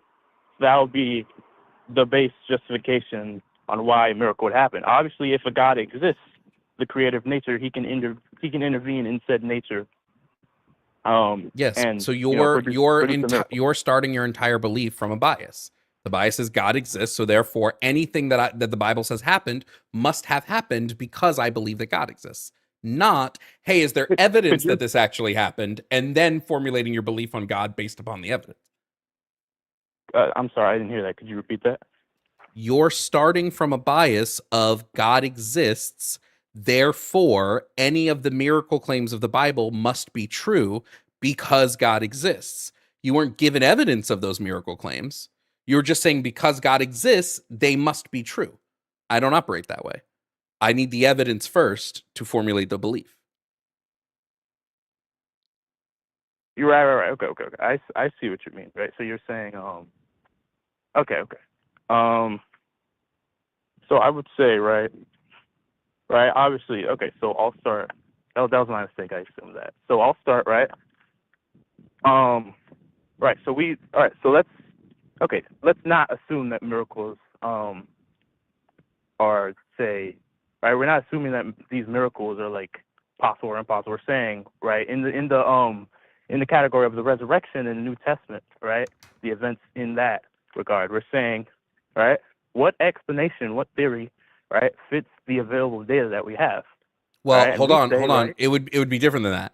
It would be, what evidence do we have that Jesus resurrected to begin with, which is zero. Yeah, we've zero evidence that there was even a resurrection. Based on the facts that we have, right, the available facts about Jesus that we know is confirmed beyond a reasonable doubt, all right? Based on these facts, what's the best theory, right? And there's a lot of theories, zero facts of Jesus are confirmed beyond a reasonable doubt. Even Jesus' existence, I would disagree, are confirmed beyond a reasonable doubt. There's plenty of reason to doubt the existence of Christ. You don't accept that Jesus existed? I'm agnostic to whether Jesus existed. I'm fine accepting it in terms of the argument, but saying that it's proven beyond a shadow of a doubt, I think is a miscategorization. Well, except it kind of is. No reputable scholar or like educated person or like anybody in that field would deny like the existence of Jesus. Like even skeptical scholars, like atheists, like they would accept that there's Jesus literally a whole crucified.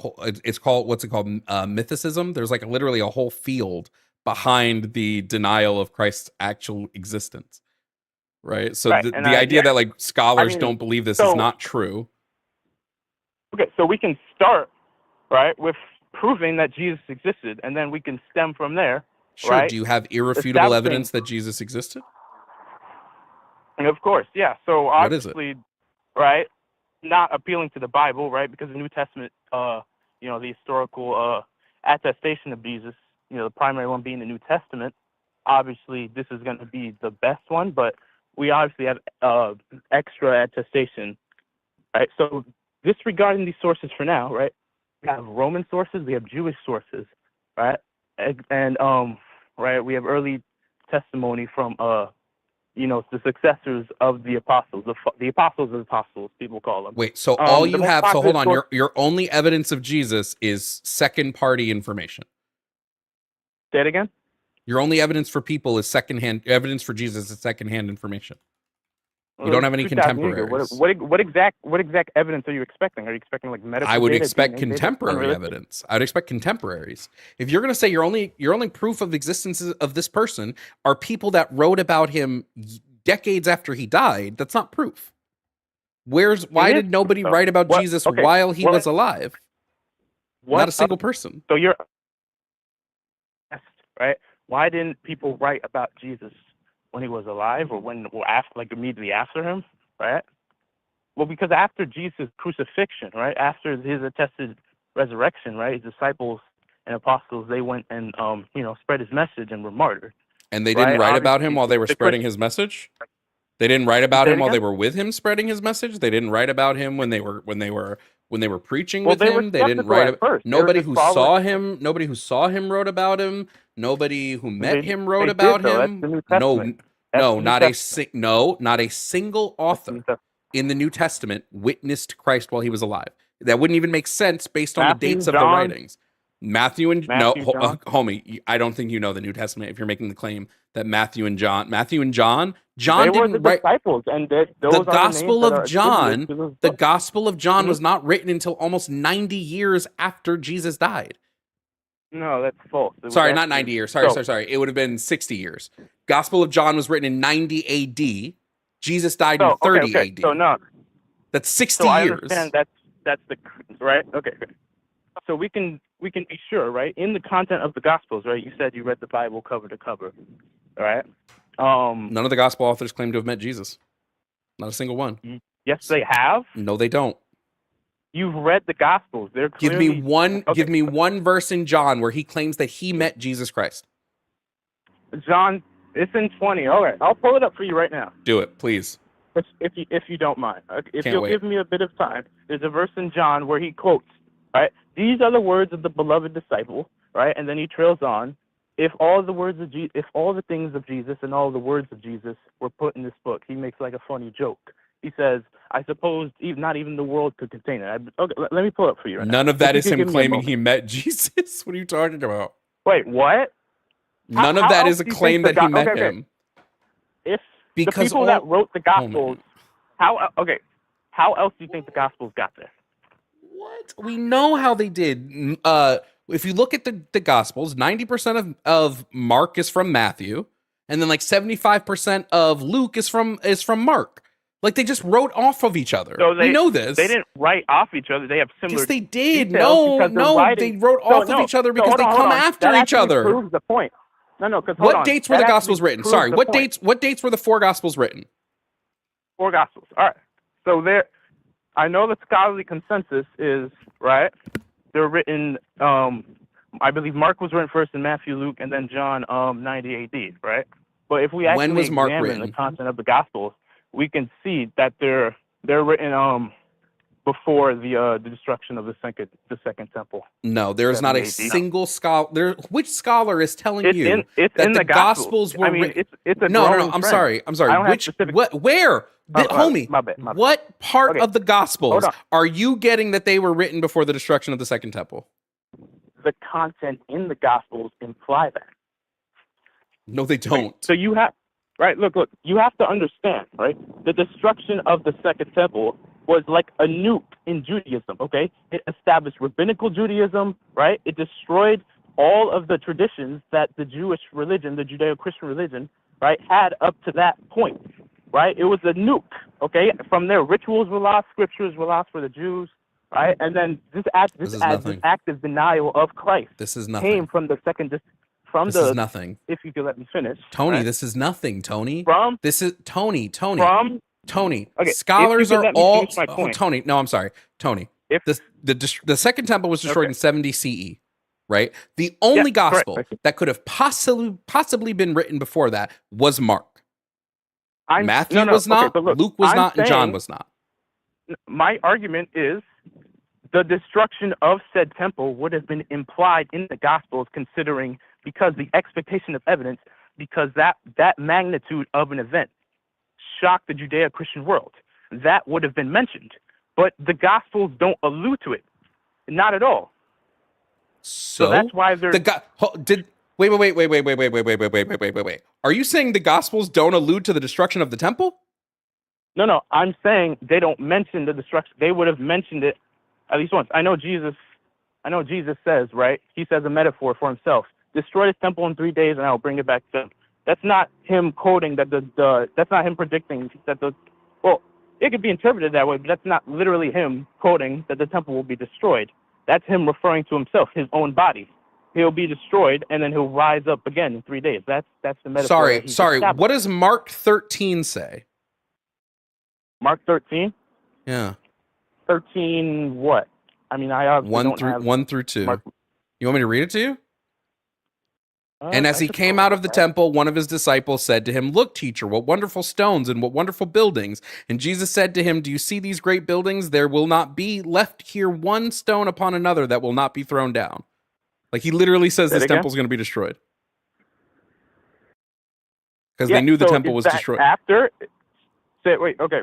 Could you read that again? Because I didn't really hear you. So you said the disciples said to him what? The disciples asked him about the stones of the temple, and he said, "None of these are going to be here anymore because it's going to be destroyed." All right, let me pull that up. I got you. Mark 13. So the first verses of Mark 13. Let's see here.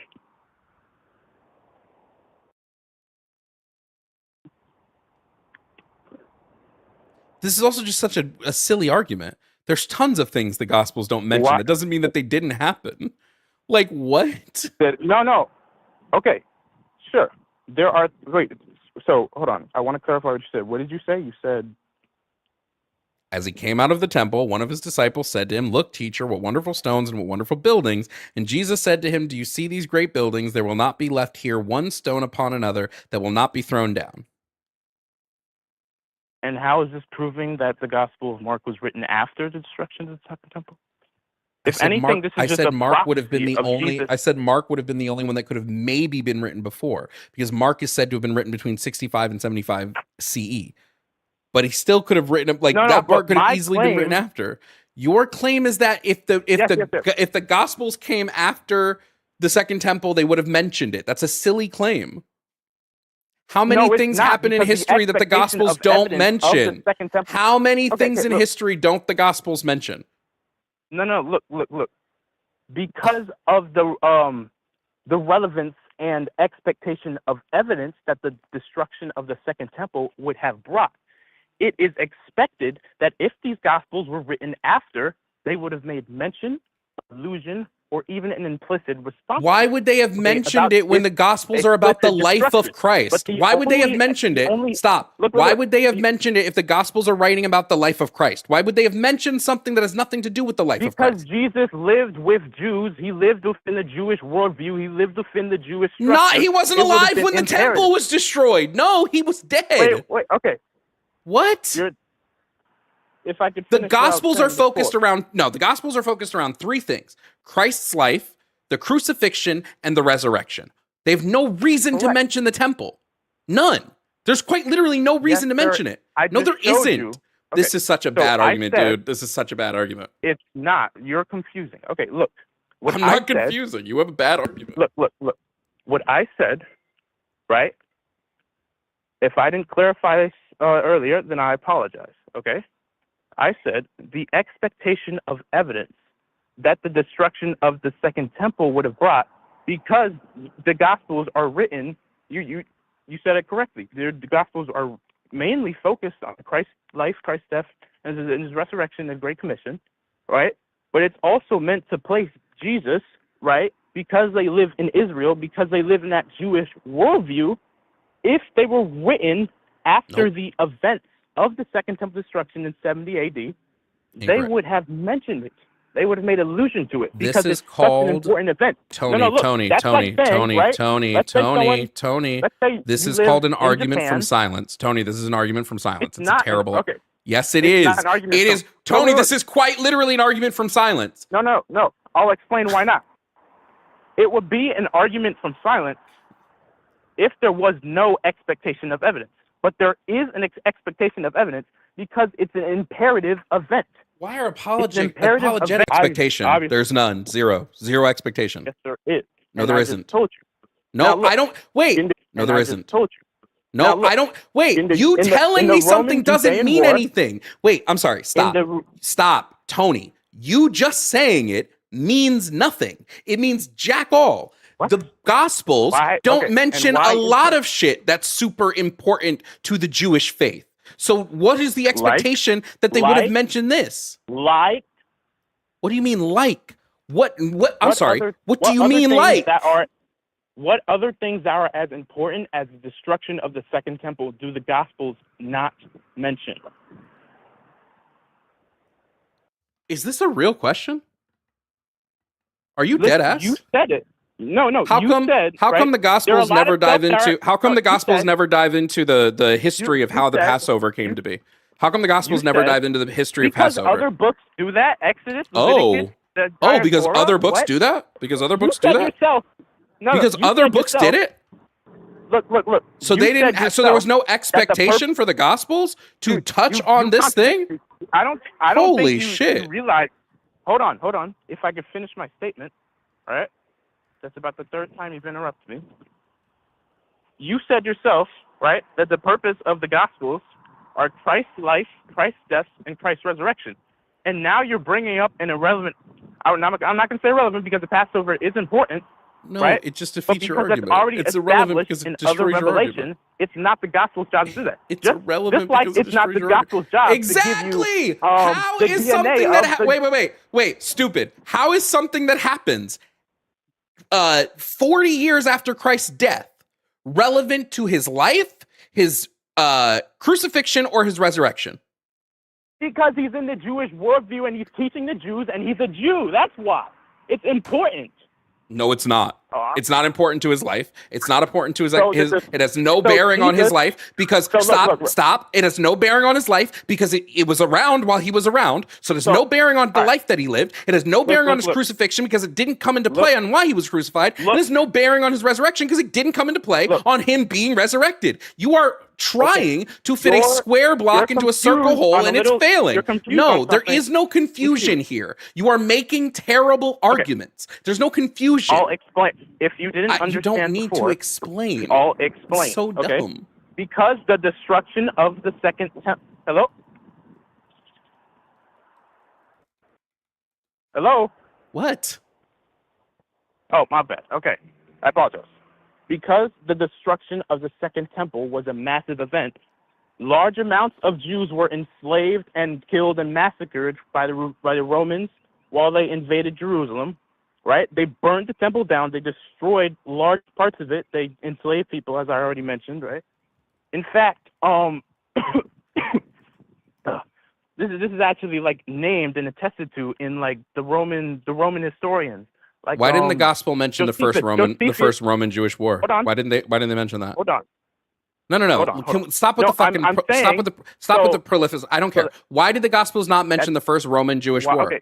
Why didn't they mention that? That was super. That was super important because your point is stupid. Because your point is stupid. So I'm moving on. As the host of the show, I'm moving on because it's a dumb point. Why did the Gospels not mention the first Jewish Roman war? Why didn't they mention the siege on Jerusalem? Both of those are incredibly fucking important to the Jewish faith. That's why.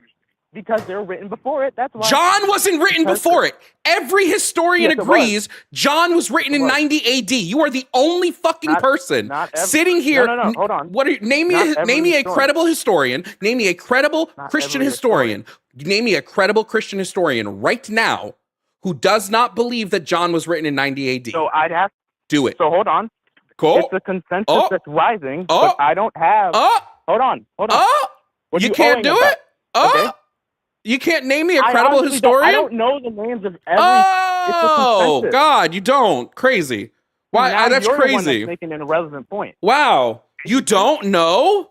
You don't know what credible historian might have said this thing that you're claiming is true and that historians believe? A number of credible historians agree with what I'm saying, right? Who? I don't know off the top of my head, and that's not a bad thing to say. Okay. I don't know every. What? Who? I just told Who you, agrees I don't with know you? The specific name. I don't know the specific any name. one historian that agrees with you on the date of the Gospels. Give me one. I don't know the specific name. Okay, obviously. If you want me to look that up, obviously. Are you looking it up? No, I'm not looking up your evidence. No. Why would I look up your evidence? Okay. I don't know the specific name, and that's not wrong. Okay, I'm obviously not going to know every single scholar. All right. Now, if I could finish what I was saying before. No, it's nonsense. Can I? It's nonsense. It's not nonsense. You're saying it's nonsense. You don't believe in the range that like most scholars implement John to, and you're trying to argue against this with no proof. That's not with no proof whatsoever. I don't know the specific scholars, right? It's a rising consensus and it's a rising debate. It's not. All right? It's not. Yes, it is. No, it's not. Okay. No. It's literally not. It's why we don't consider John one of the synoptic gospels. Okay. Quite literally, we don't consider John a synoptic gospel. Why do you keep doing this? Because you're saying ridiculous things. Stop saying ridiculous things, and I won't have to consistently interject on the ridiculousness. No, you're making a silly argument. The destruction of the temple. Listen to me right now. The destruction of the temple happened in 70 CE.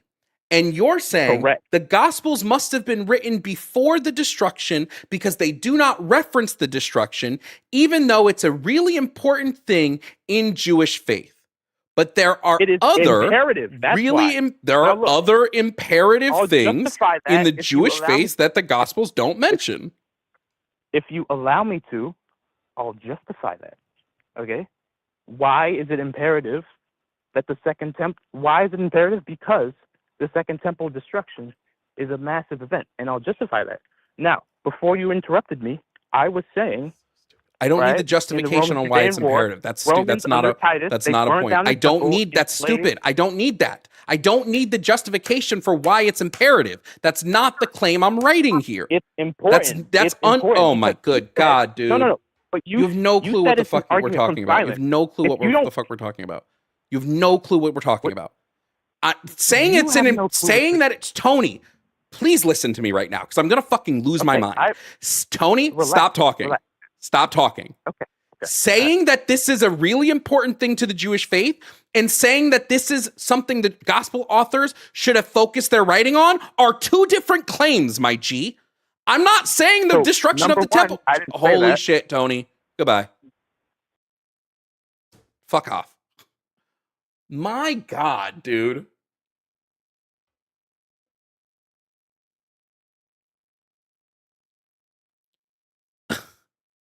Dude, I can't with these motherfucking apologetics. The Gospels must be real because they don't talk about something that the authors didn't think was necessary to talk about. What? Dumb as fuck. Stupid as shit. Idiotic as hell. Can't, bro.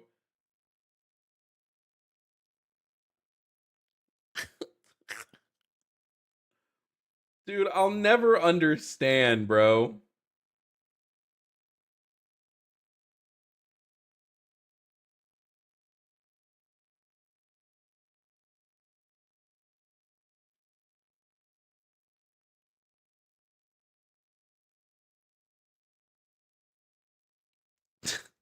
I just don't get it, dude. It's so dumb.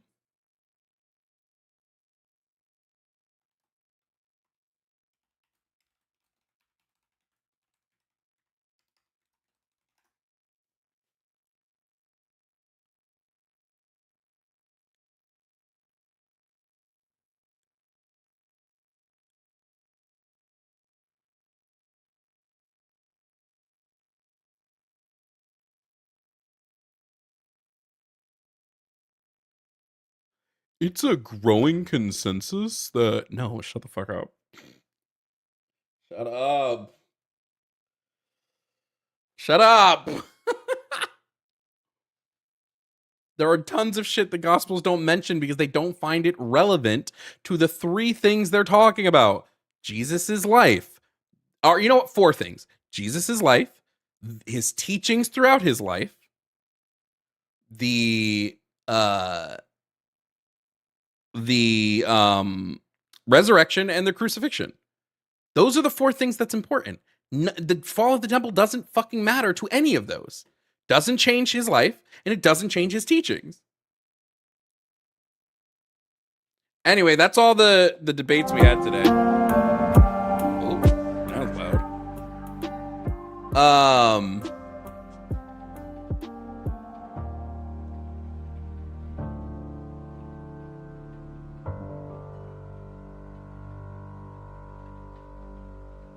I just want... I don't know, dude. I just want apologists to just fucking be honest for more than 5 minutes. I also love the flip of it. I should have mentioned this, but I didn't. How it's like, my ask for external evidence just fell back to, let me explain the internal evidence. Oh, great. Beautiful. I guess you couldn't provide any external, so we had to just fall right back to the internal.